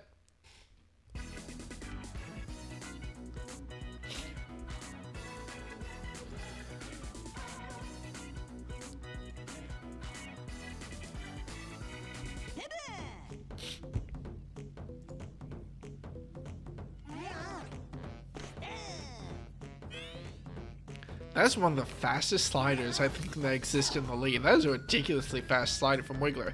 Immediate test of the defense on the Spitball side, but Wiggler and Reggie easily catch the high shot. Excuse me. High shot from PD Piranha. Well, it's a hell of a way to start the game. Boomerang Bro. We'll have to face down Waluigi's mighty slider. God, that is a fast curveball, too. Ooh, that is a tricky curveball if aimed at the right spot. Weak contact off the slider will force Boomerang Bro to ground out to first. Looking good for the Spitballs. Excellent start to this game. Has a good chance now to 3 up, 3 out the Monarchs, with Magic Koopa popping out to blooper. This is what you want to see if you're a Spitballs fan. This is a very good start to the game for them. Now, we have 8 innings of defense left to play for them, and it's possible the Monarchs just start out slow.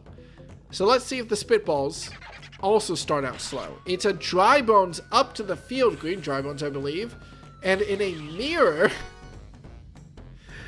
a perfect mirror to how the Monarchs started. PD Piranha hit it out to left field. Green Dry Bones hits it to right field.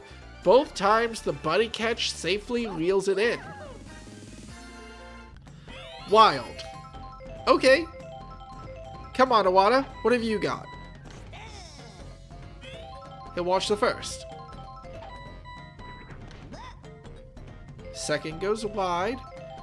Close to the plate for this one. Won't let that ball slide past him. What a dive from PD Piranha. Bro covered half the distance between first and second base in a dive. He has no excuse to be caught out in a double play anymore. Blooper now will be the last chance for anyone to get a runner on base. No. The pop out to Boomerang Bro at second base, and neither team's able to get a hit in so far through the first inning. It's only one inning though, and if anyone can break that stalemate, it's a confident Firebro charging early. No! Grounds out to Iwata at first base. Okay. Firebro wasn't able to get it. What about Dark Bones? Another very powerful bat if he lets it charge. But no, the semi-charge doesn't allow for great contact as it barely hits the tip of his bat, and he grounds out to second base position. Toadette not able to loop through much better either, as Blooper catches that ball. Amazing slide on his back to make sure he was in position. It's another three out for the Monarchs, whose mantra going into this game is that they have to prove their offense. Well, their defense has been holding more than steady, but Wiggler is the picture-perfect, consistent slap hitter. If he's able to pop it out to the outfield, and will do just that. Incredible ball placement almost every time from the Caterpillar. And that's the first runner on base for this game, and it goes in the Spitballs' favor. Reggie will try to capitalize, barely keeping the ball in with a deep shot to right field, and Wiggler's speed will be more than enough to get him all the way to third base. Now it's up to Miyamoto to see if the first run of the game will go to the Spitballs, with a runner on third, a fast runner on third. The Spitballs defense will need to be impeccable if they want to stop Wiggler from advancing, and Toadsworth trying to make the pitching dangerous enough to make sure that doesn't happen. Fireball able to reel in a hit from Miyamoto, but that slow catch is more than enough to allow Wiggler to run home, and more than enough to allow Reggie to advance to second. The star hit from Captain Wario will go foul. Still, with a runner on second with no pressure, and a deep hit to right field, Toadette stops running. Oh no! Okay, I'm not sure if she would have been able to get there in time anyway, but I think both her and Peach thought the ball was going foul. But if it hits that pillar, it doesn't matter. It's a home run. It can hit the right ear of that pillar all the way out of the foul line. It'll still count. Peach brought up to the inning box, maybe not earlier than you would expect. Toadsworth tends to retire early, but earlier than you would want as a Monarchs fan, as the Spitballs take a 3-run lead. Eggman does find that perfect slap shot up the center, and a runner on first, runner on second, and a dry bones in the box for the Spitballs. Peach is going to have to prove herself as a pitcher to get out of this position. Strike one. No strike two. Weak contact from dry bones will allow the double play, and the Bros are able to end the inning. 3 runs is not a lot, but if you're the Monarchs, you're looking at that with worried eyes. Your team needs to start production, and you're in the bottom of your batting order. Eggman is able to catch Blue Toad out in his first attempt. The Captain Peach is going to have to be the line who puts something up for this team. Waluigi doesn't want to make it easy on her with a star pitch. She's going to charge, but the trick will let it slip past her eyes. Charge again. Not full charge, though. Doesn't allow for hard contact. And if there's one thing Peach has not been able to do, it's get on base consistently. Toadsworth will be responsible for trying to get on base and giving PD Piranha not just a chance in this inning, but a chance to score 2 runs. I thought that bounced off the ground for a second, but no, apparently it didn't. Apparently it just flew straight out into the glove of Eggman, who makes the catch jumping. And the Monarchs have not been able to do anything besides send 3 runners to the box and then send those 3 runners right back to the dugout. Peach is going to have to lead this team to show off a better offense, but the defense is tested. Blue Toad and Toadette. Do one of them have Super Jump? Let me check. Does Toadette have Super Jump? I'm not sure, but that did not look like a catch that I would trust most players to make. Toadette has Enlarge, which is a power I'm not sure we've ever seen used, and I don't want to see used. What a fast! Oh my god. The fast green shell from the Spitballs doesn't matter, as Fireball still is able to catch out the runner before they reach base. Wild. I was going to start praising the Spitballs offense, but it's the Monarchs defense that impresses me. But Wiggler has that perfect donut in the outfield built into his bat and is able to land another slap to get on base. Reggie's responsibility to see if the Spitballs can keep this inning going, but the ball is hit too deep out to center field, and that'll be the inning over for now for the Spitballs. They still have a 3-run lead, so they're still comfortable. But comfortable is never secure, not in Grand Slam Galaxy and not against the Monarchs. Petey Piranha is going to have to be the one to put up these hard hits. The charge makes good contact, goes out to left field, and in a nope, just misses the pillar and goes foul. Will they try it again? It's a start pitch from Warrior to try to take advantage, but no, the start pitch just hit a ball straight up the center.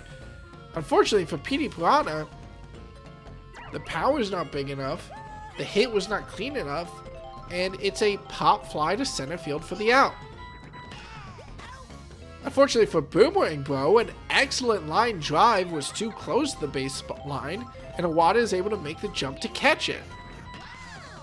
And unfortunately for Magic Koopa, okay. A deep hit that goes foul. Were the Monarchs listening to the broadcast? They just want charge hits. Okay. Good news, as Magic Koopa is the first runner, I think, to reach base for the Monarchs. Firebro has always been such consistently devastating offense, and proves it here with a shot out to outfield, but with no synergy. Miyamoto and Wiggler are more than in position to make the catch, and unfortunately with 2 outs already up, despite the good attempts, it's going to be an inning over for the Monarchs. It took them till the 4th inning to get a runner on base, and that runner was not able to advance at all.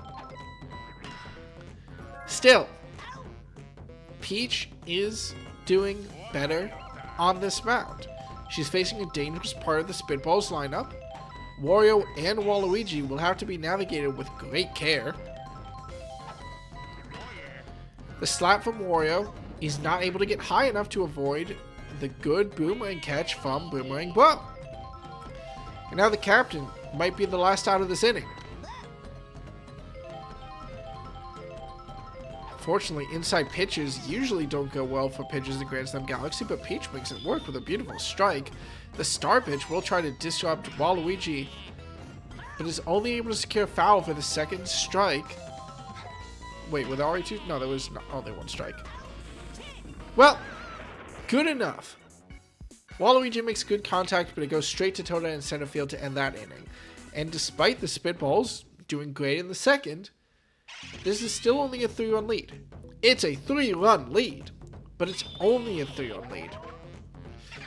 Good opportunity, though, for the Spitballs to keep this going, as Dark Bones is a dangerous hitter, but the back half of this Monarchs lineup is their weaker side. So if Dark Bones is only able to net a single, you just have to, or you should only have to worry about small ball.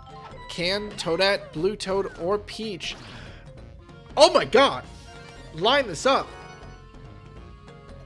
A heroic attempt at a power block, but it disrupts Darkbones too much on the base running. Blooper was not affected due to being a floating character, but unfortunately, Eggman at second base was. That gave Darkbones a chance to try to tag up to second base, but they were not able to recover in time. Though Blue Toad, fast enough to reach first base and put 2 runners on. Peach, do a star hit. You have not been able to hit this ball for your team. If you just do a star hit, you've got full power. Star pitch from Waluigi as soon as he's able. Fakes out Peach, 2 strikes. Star hit, star hit, star hit. No, weak contact. The boo does at least make sure it's not a double play. Waluigi is starting to tire. If Toadsworth can survive this at-bat with a single, it's great positioning for Petey Piranha, but with 2 outs, the charge hit to right field will go right into Miyamoto's glove, and the chance gone for the Monarchs in that inning. They'll be right back to the top of their order come next inning, and the Spitballs, 3 solid hitters, will have a chance to keep their attack going. Eggman pops it out to right field for the first hit. Green Drybones, who's hit dangerous balls before, at the top of this order, started off this game with a home run chance, will settle for a slap to center field. That'll put a runner on first, runner on second, no outs. Awada with item assistance. A good hit here could bring Eggman home, and a good hit is not what he'll get, as Fireball is able to reel that sucker in and catch Eggman out at second base. All the Spitballs have now is 1 runner on first. Blooper is going to have to see if he can keep this inning going, but no. Not disaster for the Spitballs. Consistent slap hitter Wiggler will start the batting order next inning, and that's about as close as you can get to a single to start that one off and get some runners on before the heavy hitters like Wario come up to the plate later. PD Piranha. Line drive out to center right. Good hit. Does get a single. Waluigi is still tired. Boomerang Bro with a chance here to make this game very close. Pops it high out to right field. I think Wiggler and Miyamoto should be there in time. No! The ball is too high for Miyamoto. And Boomerang Bro, you can't keep this Monarchs lineup down for long. That ball was too high even with the buddy jump, and 2 runs will make this a 1-run game.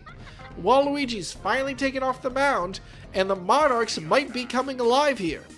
Coming alive, they're only down by 1 run. Calm down, me.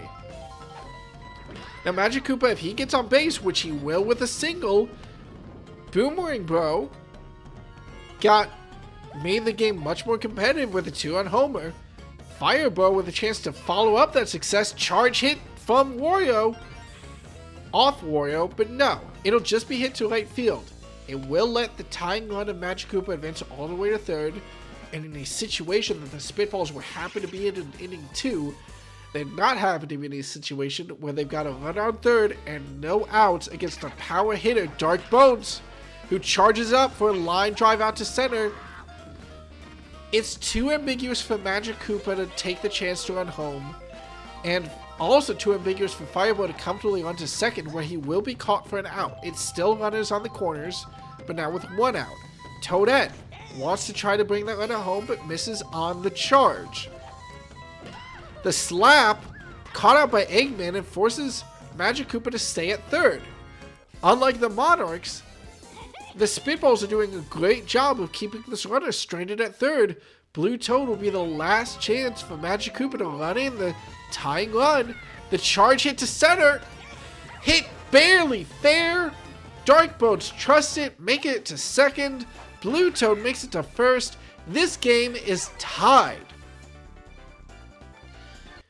Great job from Blue Toad to stay calm in a stressful situation. It's easy to get psyched out when you're going up against that type of pressure. Leonard stranded on third. First 2 hitters before you who were supposed to seal it both get knocked out, and Peach is able to keep this rally going with another hit up to center. Bases loaded for Toadsworth. If he can survive, the Monarchs take the lead. And PD Piranha will be taken up next in that batting box. The charge hit will go to Blooper and no more for the Monarchs. They'll tie the game, but they won't manage more. Still, tied into the bottom of the 6th is a much better position than they were in at the top of the 6th. Mr. Consistency Wiggler, you want to see the slap hit land perfectly in that donut where the outfielders can't get to it. And Reggie has a chance to get more runners on before we advance to that danger position. No, PD Piranha able to take the power hit from Reggie and make it back to first base before Wiggler. 2 outs and cleared bases for the Monarchs. great position to be in before the heavy hitters come up. If they can get Miyamoto out, which they do with a ground out to shortstop, those power hitters are going to be coming in with no runners on, nothing to go off of in that 7th inning. But all this great defensive play from the Monarchs is partly contingent on Peach staying on that mound. If the Spitballs can break through her late in this game, they should have a chance to open up this offense.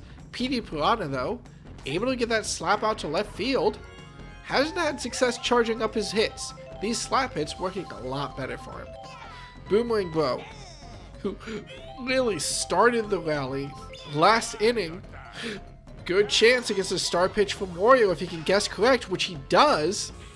The line drive out to right is enough for PD Piranha to reach second, thought about going third, but changed his mind. Runner on first, runner on second, Magic Koopa, don't mess this up. First ball is a ball. Second ball's a hit to left field. The boo to try to disrupt didn't go the batters. Reggie's able to find a glove on it anyway. Bases loaded for Fireball. A grand slam here would be devastating. Charges the ball. No, the line drive to center. Caught by Wiggler. What? Okay. Petey Piranha stayed at third because it was a ball that they knew would be caught. Boomerang Bro tried to advance to third, but had to run all the way back. The play doesn't matter. The Spitballs maneuver out of a dangerous situation, and out of all of the Monarchs' power hitters, wild base running, and full credit for the Spitballs. The Wiggler needed to get that ball from the outfield in quick to secure that out on second, and then they threw it home to make sure that, hey, you're not going to get an easy run in.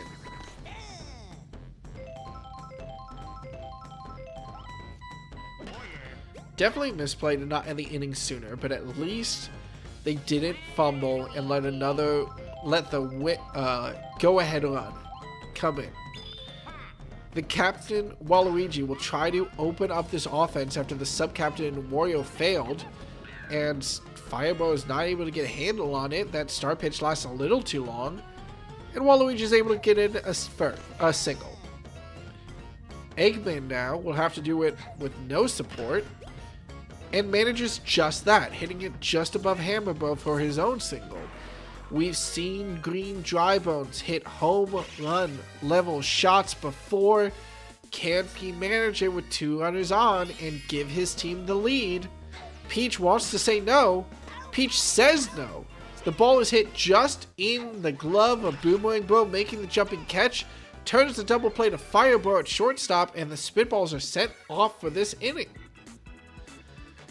The Monarchs only have 2 more chances in regulation play to try to take this lead.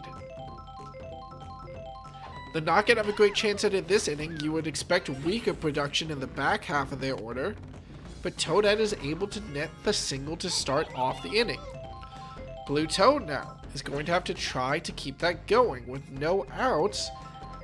The only disastrous thing that could happen here is a double play. The hit to Eggman, who does not turn the ball over to first for the double play. I thought I commentated and cursed it for a second. But no. He's fine. Okay. Still a runner on first. Peach was able to at least get a good hit last time she was at bat, but she's notably inconsistent as a batter, especially for the captain of this team. Maybe the weakest captain batter in Grand Slam Galaxy. Oh, I would have eaten my words if that had stayed in, but it inches just a few inches out. No, not the pow block to Toadette. No. The common mistake to get the runner that was trying to get to second out on an item play. Now Toadsworth is in a lot more pressure as 2 outs on the board, and he'll have to try to get another runner on for PD Piranha. But no, once again, the Monarchs in a do or die situation with Toadsworth at the end of an inning die, and they'll go once again to the top of their order. Regardless, the Spitballs. Their turn to see if they can turn something. They haven't been able to score any runs since the second, but they've gotten so close through so many of these innings. And Iwata will make a good standout reason for why that should be the case in this inning with a single. I think this is a great chance for them. Blooper just needs to avoid Fire Blow, but no, the double play is turned. And this is bad. You really want Wiggler to be in a low pressure situation so that that slap hit can secure a run on base for the power hitters in this offense. The charge hit will net him another single, so it's the same result regardless. But 2 outs means it's going to be much harder for this lineup to reach those power hitters. Reggie does make the case that they will still come in this inning, but the deeper we get in this lineup, if their inning ends now off Miyamoto, that would be disaster for the Spitballs. And it does. Miyamoto pops the ball to right field. Toadsworth makes the catch. And it will need to be a solo shot homer from Wario or an RBI from Waluigi for their best chance to get a run in the last half of their batting lineup in the bottom of the ninth. Meanwhile, the top of the lineup is the most dangerous part of the Monarchs, and Petey and Boomerang Bro will, no matter what, come up to the plate this inning against Wario. Petey is able to start it off well with a line drive up center field. That's one runner on for Boomerang Bro, who already scored a home run this game. Charges up, first hit goes foul. 2 runs would be devastating. 2 runs would be something that I'm not sure the Spitballs could consistently produce. The bobble from Eggman, but the power block disrupts Petey. But Wiggler doesn't turn it over to Blooper at second base, who was unaffected by the power block. Now Magic Koopa with a chance. Pops it exactly where he needs it. Bases loaded, 0 outs. Top of the game, Fireball with a chance to put this far out of Spitball's reach. The sub-captain Wario does not want any of it. Don't slap it. Okay. You want a deep hit from Fireball. He manages just that. It's high out there, but the upgraded outfield from the Spitballs, Wiggler, catches it. Will Petey go home? He will. It's a sacrifice fly for the leading run for the Monarchs. It's not a grand slam, but it is a lead. The Spitballs need to make it past Dark Bones, and they need to shut down this offense. Will one run be one too many? Dark Bones watches the first one. Slaps the second perfectly to the outfield, but Wiggler will make sure it won't get deep. No, the flower interference! Fireball was able to run it in, and that's 2.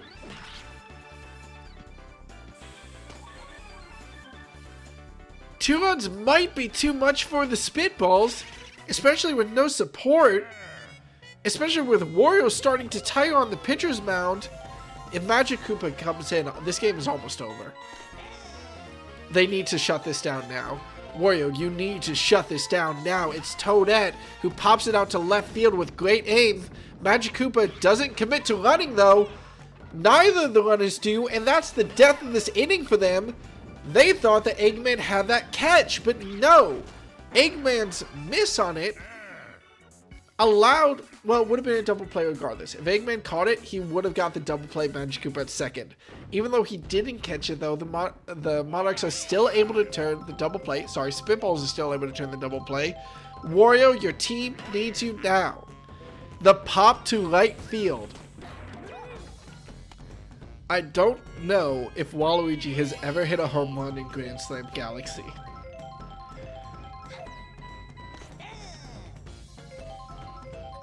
He has been very greedy with that star power. Won't use it though. The ball out to center field won't be enough though. It's the first out. Eggman needs to find the hole. That's fouled. Way, way light of the pillar, so no risk there. The ball isn't able to get ahead by Boomerang Bo, who turns the double play, and the game ends in a tight 9th inning, and the Monarchs are able to hold on and secure this game versus the Spitballs in an absolute nail-biter of a game. Wild. Absolute barn burner. No one will deny. Double MVP honors to Magic Koopa? Boomerang Bro, I understand. How did Magic Koopa end up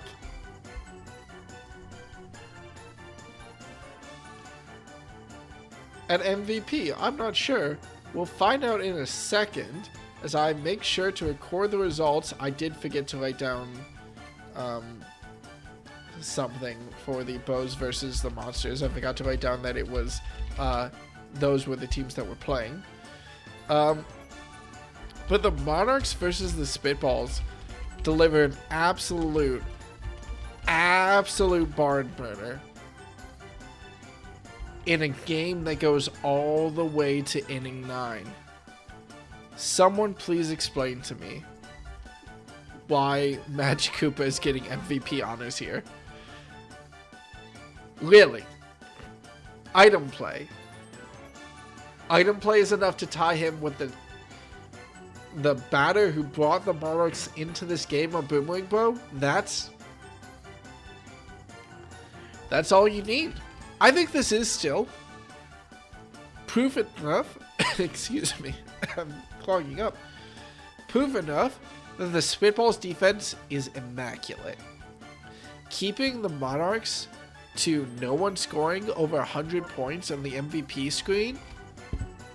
Incredible stuff on the Spitballs, who are showing marked improvement, undeniable improvement over the Spitball, over their performance earlier in this season. I think the Monarchs still have a rougher road ahead of them than we would have thought earlier in this season. That was a win, but it was a tight win with power hitters. Maybe quick reshuffle of the batting order will result in more production. Maybe it's just they've had a rough couple of games. No matter what, they break their losing streak. They won't be swept this series. And I think no matter what, we'll see the Monarchs in the playoffs. I think the Spitballs, almost no matter what, pending... Oh my god, this league is so flat. I want to say the Spitballs will almost certainly be in the playoffs, but they've got to make sure they're better than the FireBalls, who, to be fair, they swept last series. FireEggs, excuse me. It's hard to almost say, oh my god, I want to say the Spitballs are almost guaranteed for playoffs, or will be with their production, but they're not able to manage it. We will have one last game left tonight after I blow my nose, because for some reason commentating really loves to stuff up my face.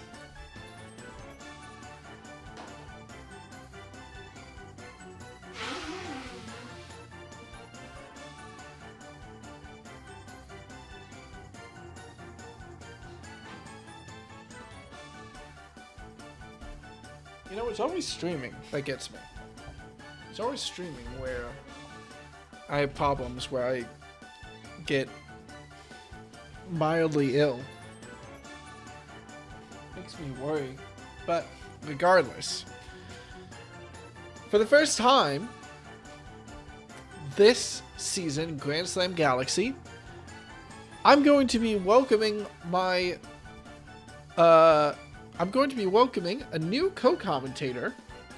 The home commentator for the Ascendant Rookies will be joining us in game number 4 of Playday 7. Why don't you introduce yourself?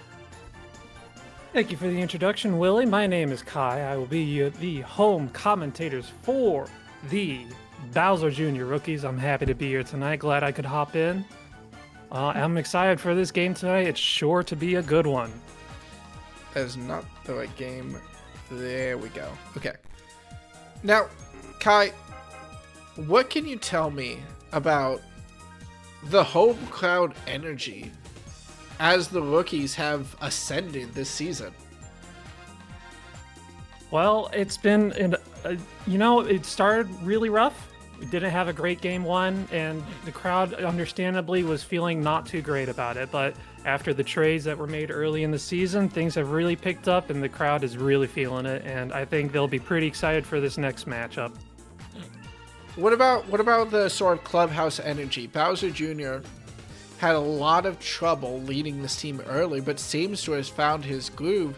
Do you think that he, as a captain, is really able to not just keep this team's spirit high, but keep them focused heading into the midpoint of the season? I think it's going to be tough, Willie, but I think that Bowser Jr. has done well to rise above the team name, Rookies. They've shown that they have the potential to go far, that they have the strength to go far, and all willing they will. Well, we'll see how they go. Now, their opponents tonight are the Daisy Flowers, who have been one of those teams which I've always been watching and waiting for their breakout moment. We've been calling them an amazing defensive team this entire season. While they are 3-3, they're in that middle of the pack race right now. They had a rough Series 1 as they were going up against the Monarchs, and they still managed to take that to a 1-1 tied series. Their second series was against the Monsters, who they brought so close in both games, but they fell 0-2 in that. Finally, they break out of all that and go up against the Bows, who are proving that they've got offensive chops against that defense. They scored just as much as the Bows in their first game as the Monsters did against the Bows in their first game. So definitely offensive potential on any team with Blue Critter, Blue Pianta, and surprise standout home run slugger Captain Daisy. We'll have to see though. The rookies are statistically the most dangerous offensive team in the league. Going up against the team that we've always hyped as a defensive powerhouse, we thought maybe they were held down by very, very hard early matchups. But we'll see whether Series 4 is another hard matchup for them. Kai, what do you think we watch for in this game? Do you think we'll be looking for a slugfest as the offenses come up against each other? Or do you think that the defense will play a much more key role in this game? I think that the defense is going to be pretty key here. The Bowser Juniors have had some balancing issues as the season has gone on, but as the layout of the team on the field has finally solidified into something a little bit consistent, we've been seeing some great plays, some strong plays from our good friend Hammerbro as he returns to the lineup. And we'll just have to see how that compares to the Flowers. Okay, let's figure out how this one goes. The rookies will have home field advantage, and they've chosen to take us to Bowser Jr.'s playroom. I'm sorry, this is not the game starting. This will be a player protest, unfortunately. There we go. Happens to the best of us, Willie. Okay. I have to hold a button.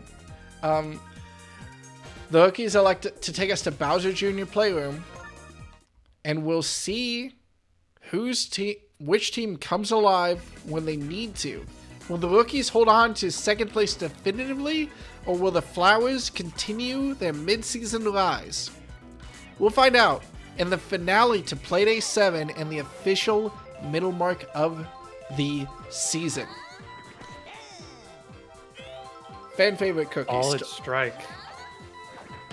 We all love Cookie. Great starting pitcher, has done well for the rookies. Gets a clean first out.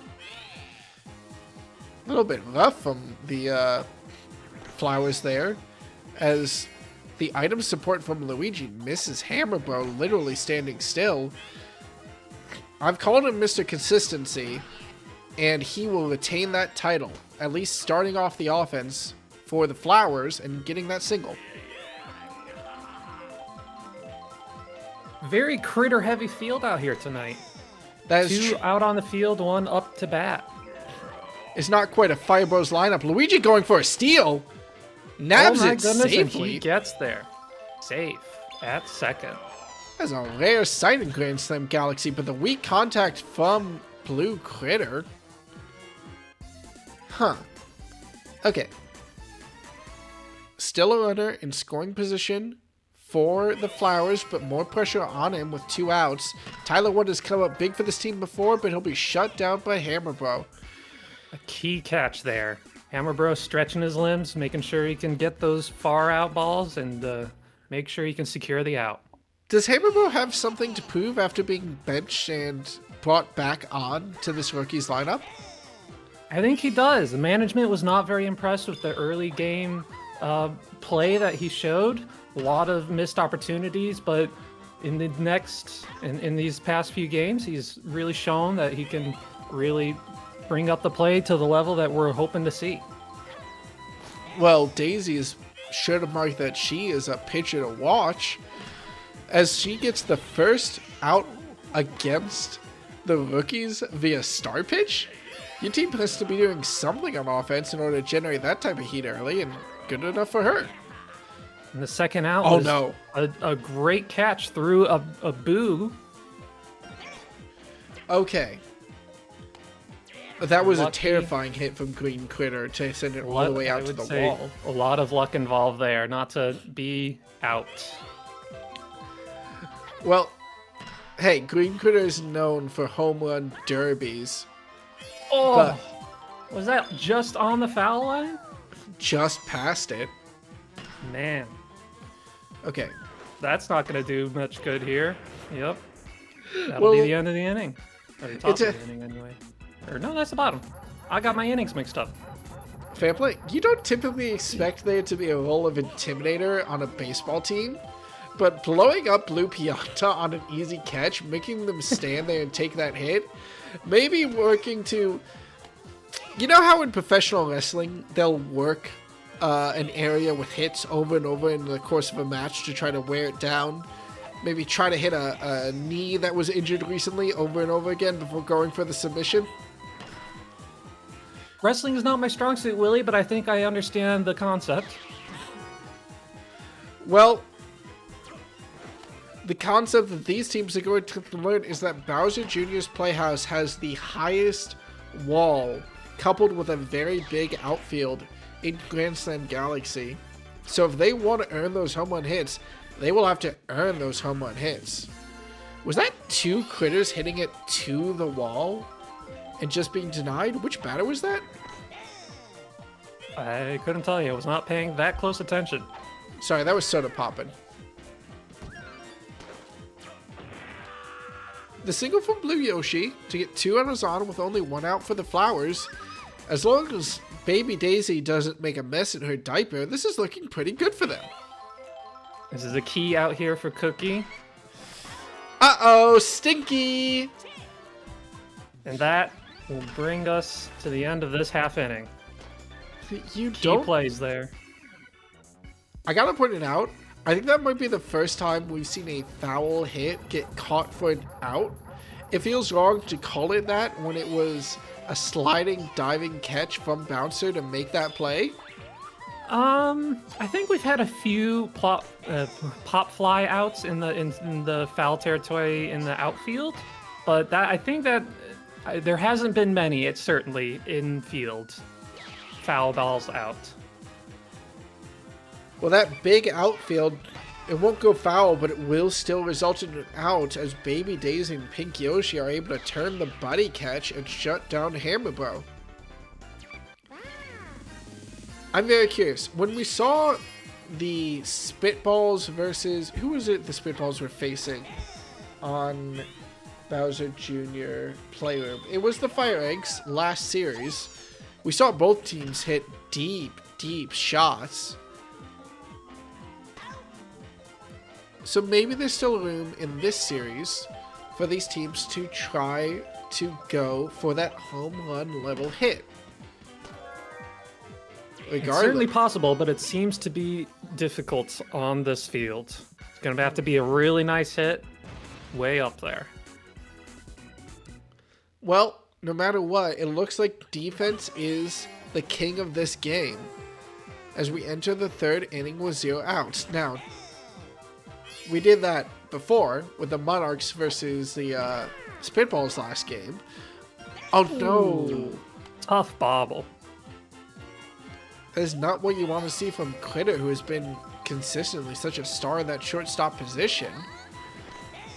Daisy, who has surprisingly been one of the home run leaders for her team. It won't be a home run, but it will be a deep shot to the outfield. Despite power block support, Pink Yoshi will stay in place on second. And Mr. Consistency comes to the plate to see if he can knock that runner home. No! A triple play. What a play. That's just what the rookies need to keep this game alive and make sure that nothing gets away from them here. Still zeros across the board, but something to go and see as a positive here early in the game. If nothing else, Green Critter is going to be feeling a lot better after bungling the ball and letting Pink Yoshi off base. Turns out he'll be the player who secures that out. Brown Critter with a powerful hit to the outfield, but not fast enough to escape Baby Daisy and one of the fastest players in the game, Pink Yoshi, from securing that catch. There's been several good catches there from that duo this game. It's going to be tough to get it past them, and it might be better to aim for a different part of the outfield. Well, unfortunately, the other part of the outfield is Baby Daisy and, let me check my notes here, Blue Yoshi.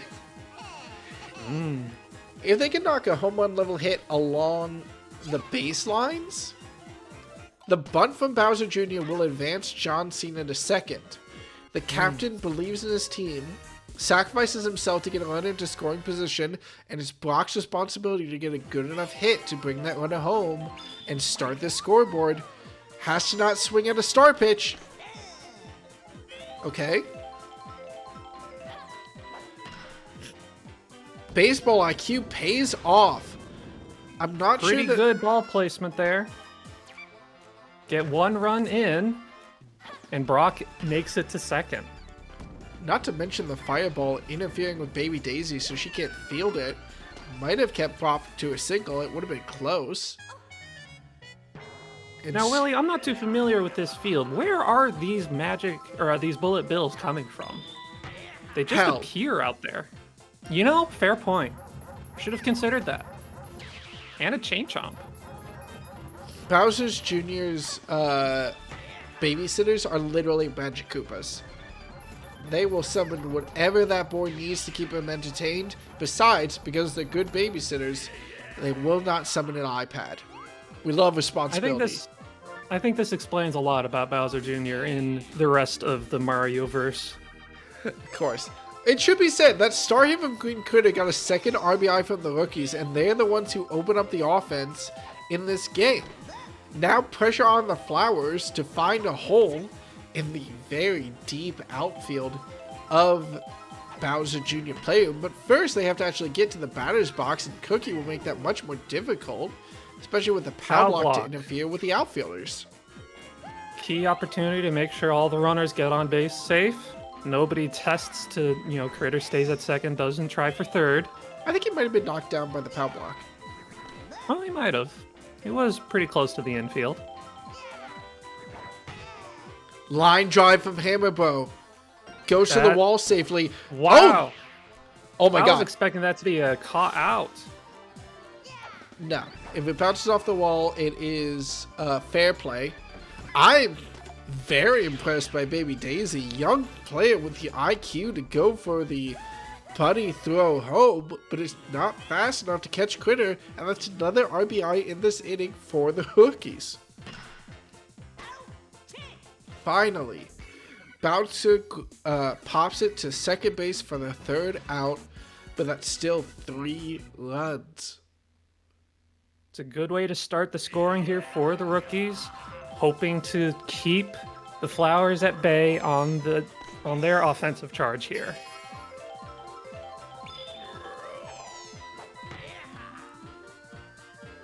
Blue Critter. Strong hit to center. It'll be critter to critter unless banana interference interrupts it. But Blue And Critter Blue with some Critter poor goes for base third. running. Oh my god. Oh no, my goodness. A lost opportunity there to get the first out of the inning on Blue Critter there.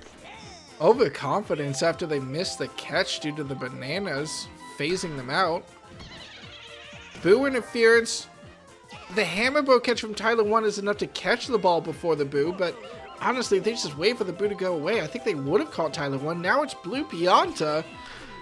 The semi-charge, unfortunately, will only guarantee the double play. It'll let Blue Critter get home for the first run, but that is not what the Flowers wanted. Not in such an advantageous position. I think that was smart play by the Bowser's defense. Damage limitation, letting Blue Critter get out, and Hammer Bro makes the third out. Blue Critter get home, rather, score. Well, at least the Flowers open up their scoring immediately after the Rookies do, but not at the same pace. Now it's up to secondary pitcher Luigi, who will leave Daisy, I assume, last inning. Embarrassingly enough, I didn't see it again. I keep missing pitcher changers. Luigi will be taking on the job of shutting down this team in the mid-game.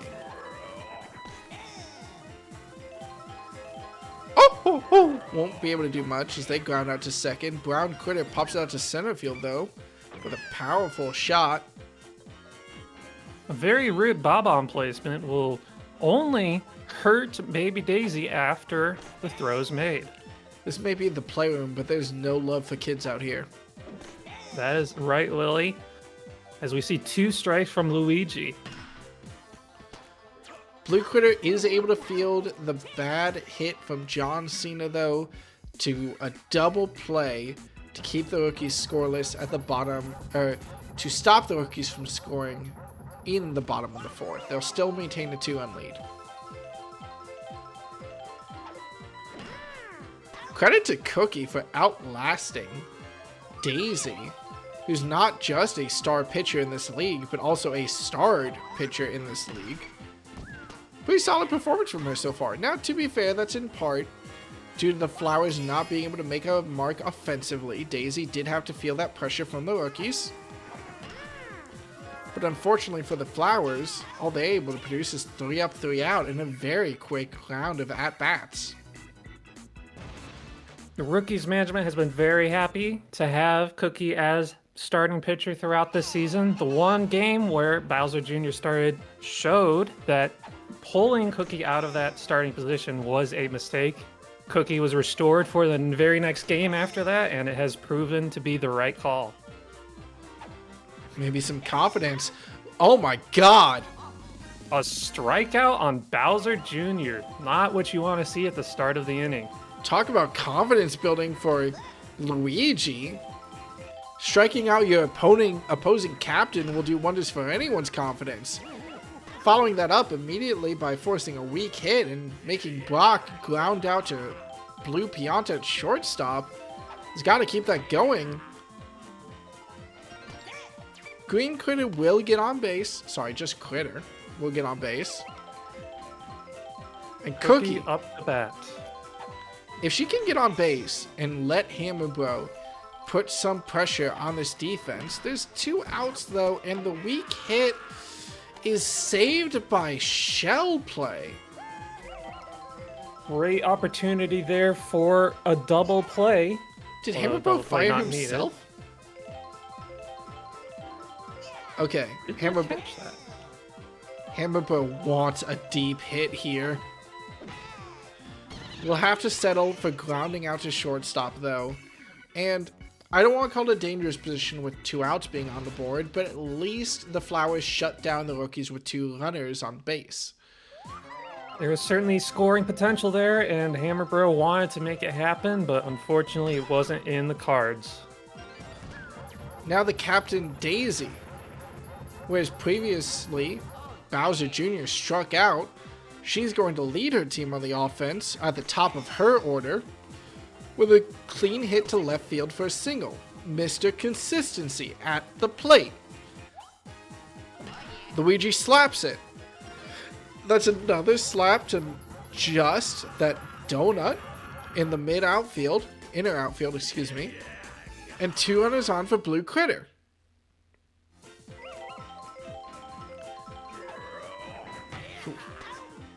Oh my god!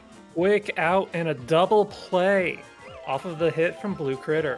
What is the reach of Bouncer on third base? That looked way out of his range, but he manages to snag it. Redemption at least a little bit, as Tyler 1 will hit a ball out to left field and put a runner on first and second again. Luigi in scoring position. This is a dangerous spot here. Looks like Blue Pianta is just going to want a slap hit, though, and the best they could hope... Nope, charge! Hits it out to center field. Oh, ho-ho! Needs to make it! Caught in time. Just in the nick of time.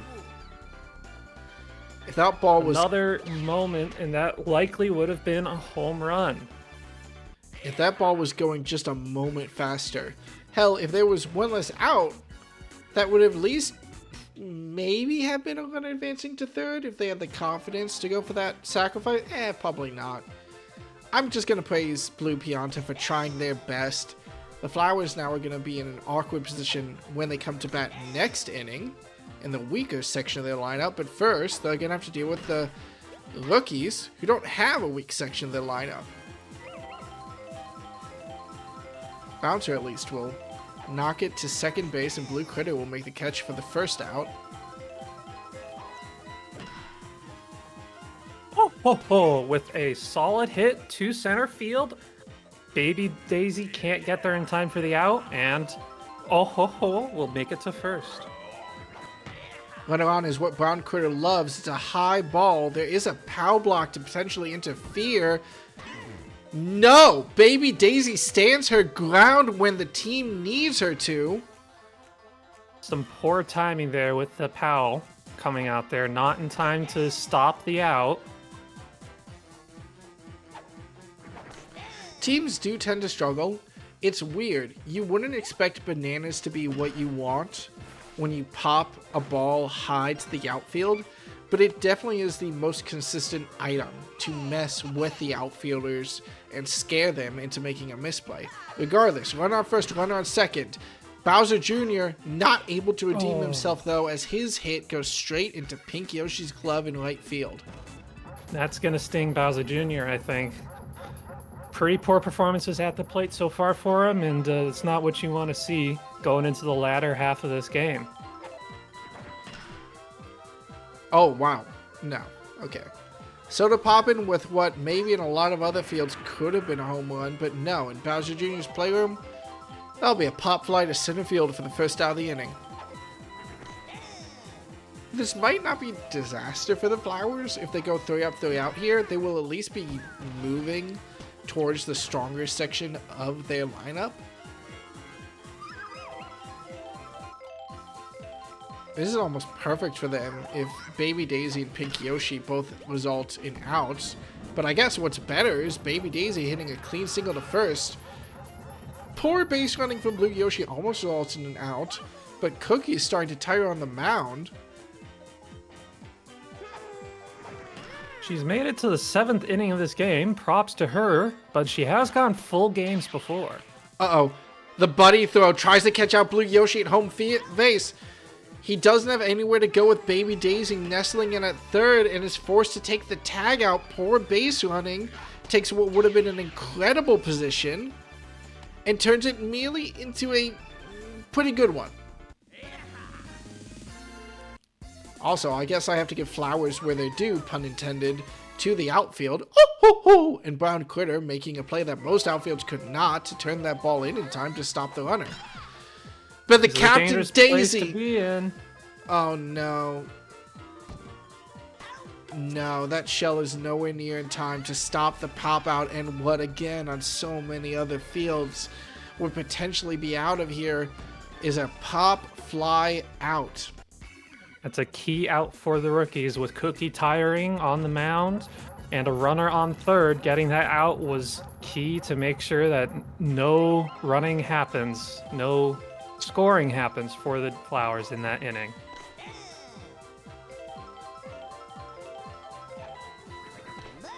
Very big trouble. At least the Flowers had the silver lining of Mr. Consistency being their first batter next inning. But before that, Luigi, I was holding my breath for another strikeout, but instead the power block interference is quick enough to stop the out at first and let Brock reach base.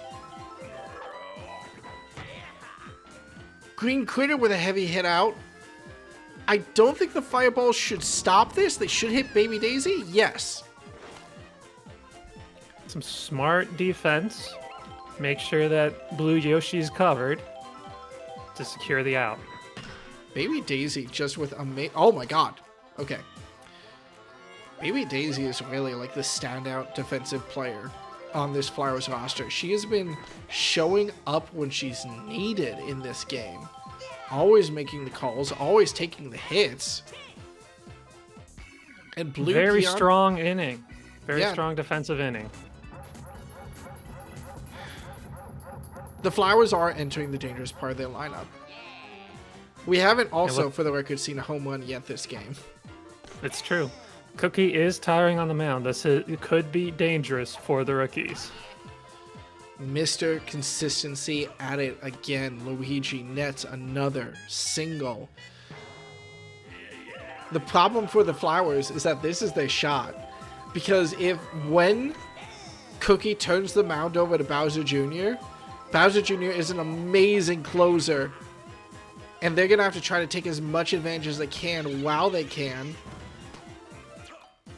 Luigi will do just that. Thought about going home for a moment, but thought better of it as the ball was thrown into the infield. I want to see the rookies change pitchers here. No, Cookie stays on the mound. You know, if I was in charge, I might have said that this is a good opportunity to get a fresh pitcher on the mound. Well, unfortunately enough... Double play on that hit. The rookies will be thankful for that, but Luigi's still in a dangerous position out there. Still, with 2 outs, all they need to do is catch Blue Pianta's ball to get out of another inning scoreless when they have no lights to. But good. No, it's caught. The fly into center is caught at the edge of Brown Critter's glove. The rookies can breathe a sigh of relief as they go into their offensive chances here, having stopped the Flowers yet again.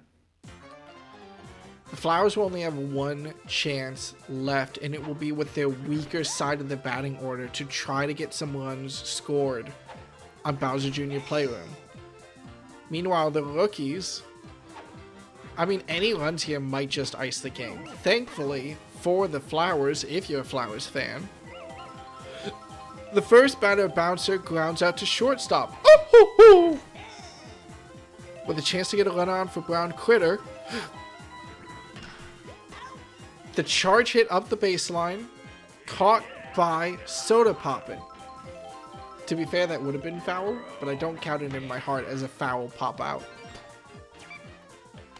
Brown Critter will at least get onto first base with a line drive up the middle. John Cena with a chance to keep this going, but any out means possibly the end for the rookies' offense. Hey, if this out is the end for the rookies' offense, they're happy, because that means they won. Batters on first and second with Bowser Jr. up to the plate with something to prove in this game. The captain hasn't even been able to take the mound yet for his team. Only player to strike out. The slap hit to Blue Pianta, though, does Another- not build confidence. Another disappointing at-bat for Bowser Jr. He's going to be having to think about what's going on with his game after this one. Still, does Cookie rookies are in seal the this lead. game? Okay. We're going with the Flowers into the weakest part of their offensive lineup. They are in a 2-run hole. If they can play small ball, they could come back in this game, but Soda Popping flying out to center field is not great.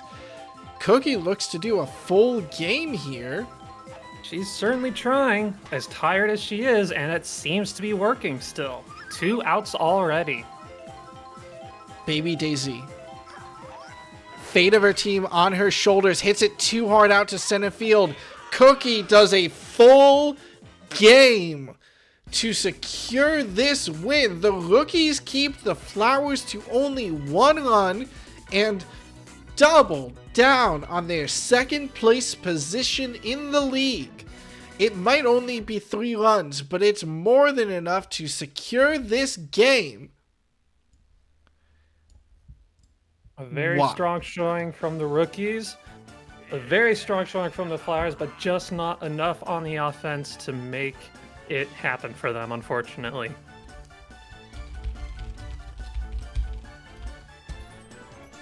Honestly,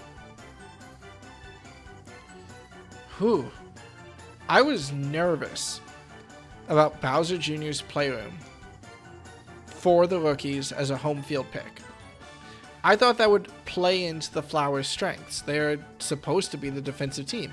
And to be fair, the Flowers have proven they are nothing if not a defensive team. But whereas the Bows have struggled to get their defense rock solid, the Flowers haven't been able to put points on the scoreboard. In fact, I'd be willing to bet, just eyeing over the stats real quick on this schedule, I feel like, with an exception of their first game against the Monarchs, which was pretty bad for them defensively, I feel like the Flowers have had like one of the lowest, if not the lowest average, like total score in their games. They've had 2 blowouts, one being an obvious errata against the Flowers in night 1. One being their turn blowing out the Bows, but in every match that was competitive, the Flowers scoreboard has always been small, both for them and their opponents. That's the case today, as they fall to the Rookies 1-3. Meanwhile, Kai, what are you thinking when you look at the Rookies and you see them not perform extensively well offensively today? They secure that win, but do you think that this was a tough stadium? Or do you think that this was them battening down the hatches on defense to make up for a poor offensive showing? I think it's a combination of both. This stadium has its high walls, as we've discussed, and this was largely a defense-on-defense matchup, and it showed with the low score numbers. Each team made strong efforts to make sure that the runners on base was kept to a minimum. There was some dangerous positions, but by and large, each team was able to shut down the other before any major scoring happened.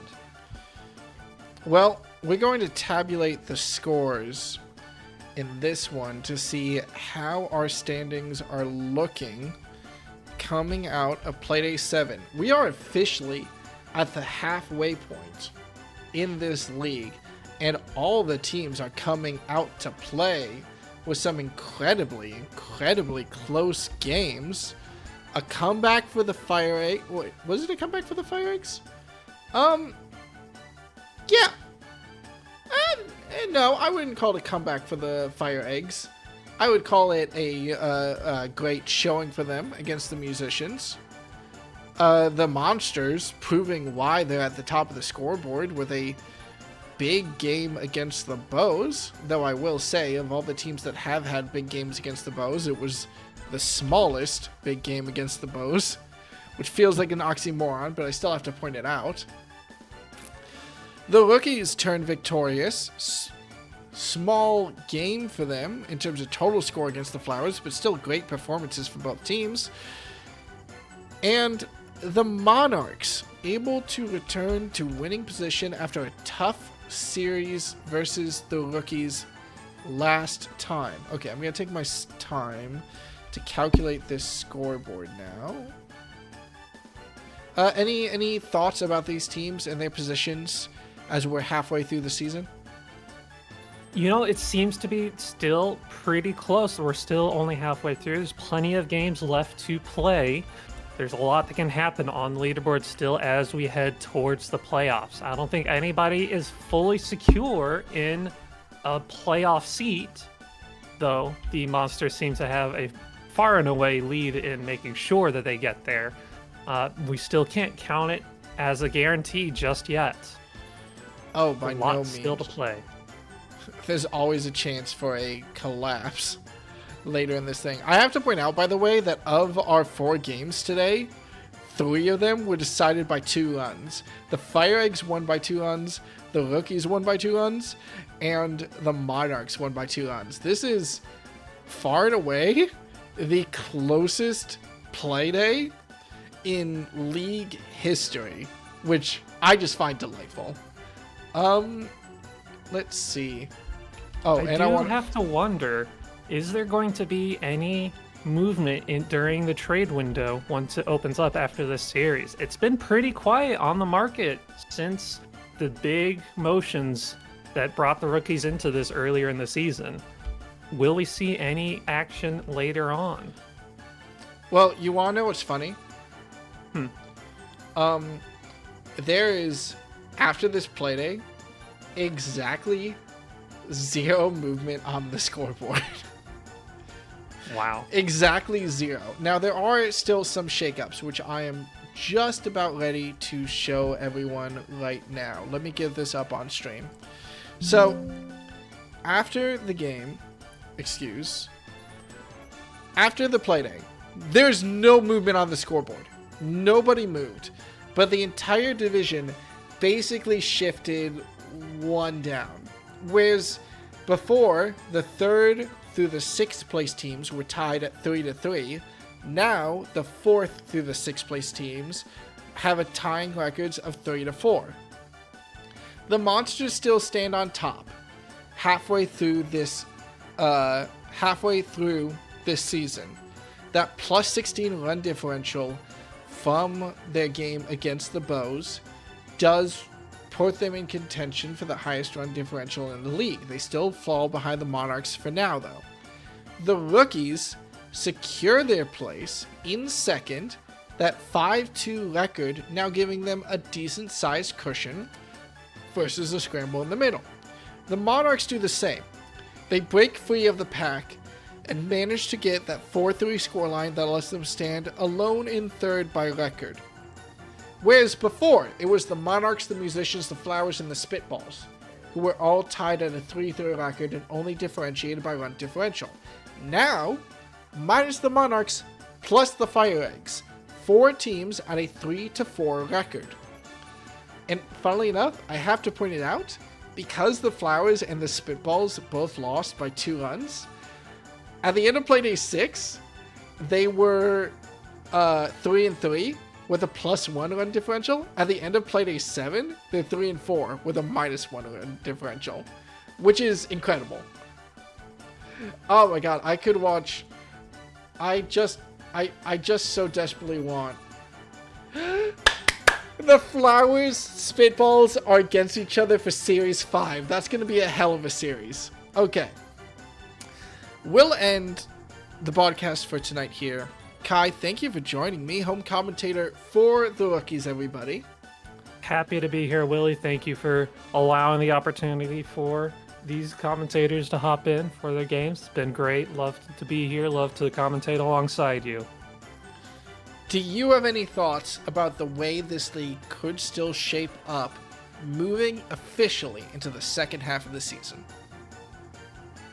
I'm just excited to see how this great tie in the center of the standings ends up shaking out as the season progresses. It's a very tight battle there. Not a whole lot to give and take there. Be exciting to see how it shakes out. All right. Thank you, everybody, for joining me in Grand Slam Galaxy. We will see you for the next Playday this Saturday at a time which I will decide later and which will change depending on how late I sleep in on Saturday. We'll see you in Playday 8 to kick off the second half of the season and end series number 4. Can the Bows rally defensively and upset the Monsters to make this a really flat league? Who will be the breakout star of the Musicians, the Flowers, the Spitballs, and the FireEggs? Can the Monarchs and the Rookies keep up their wins, go 2-0 in this series, and really secure themselves at the top of the league, or will they start to fall back towards that middle of the pack? Tune in next time to find this all out, and until we see you again, play ball! Goodbye, everybody.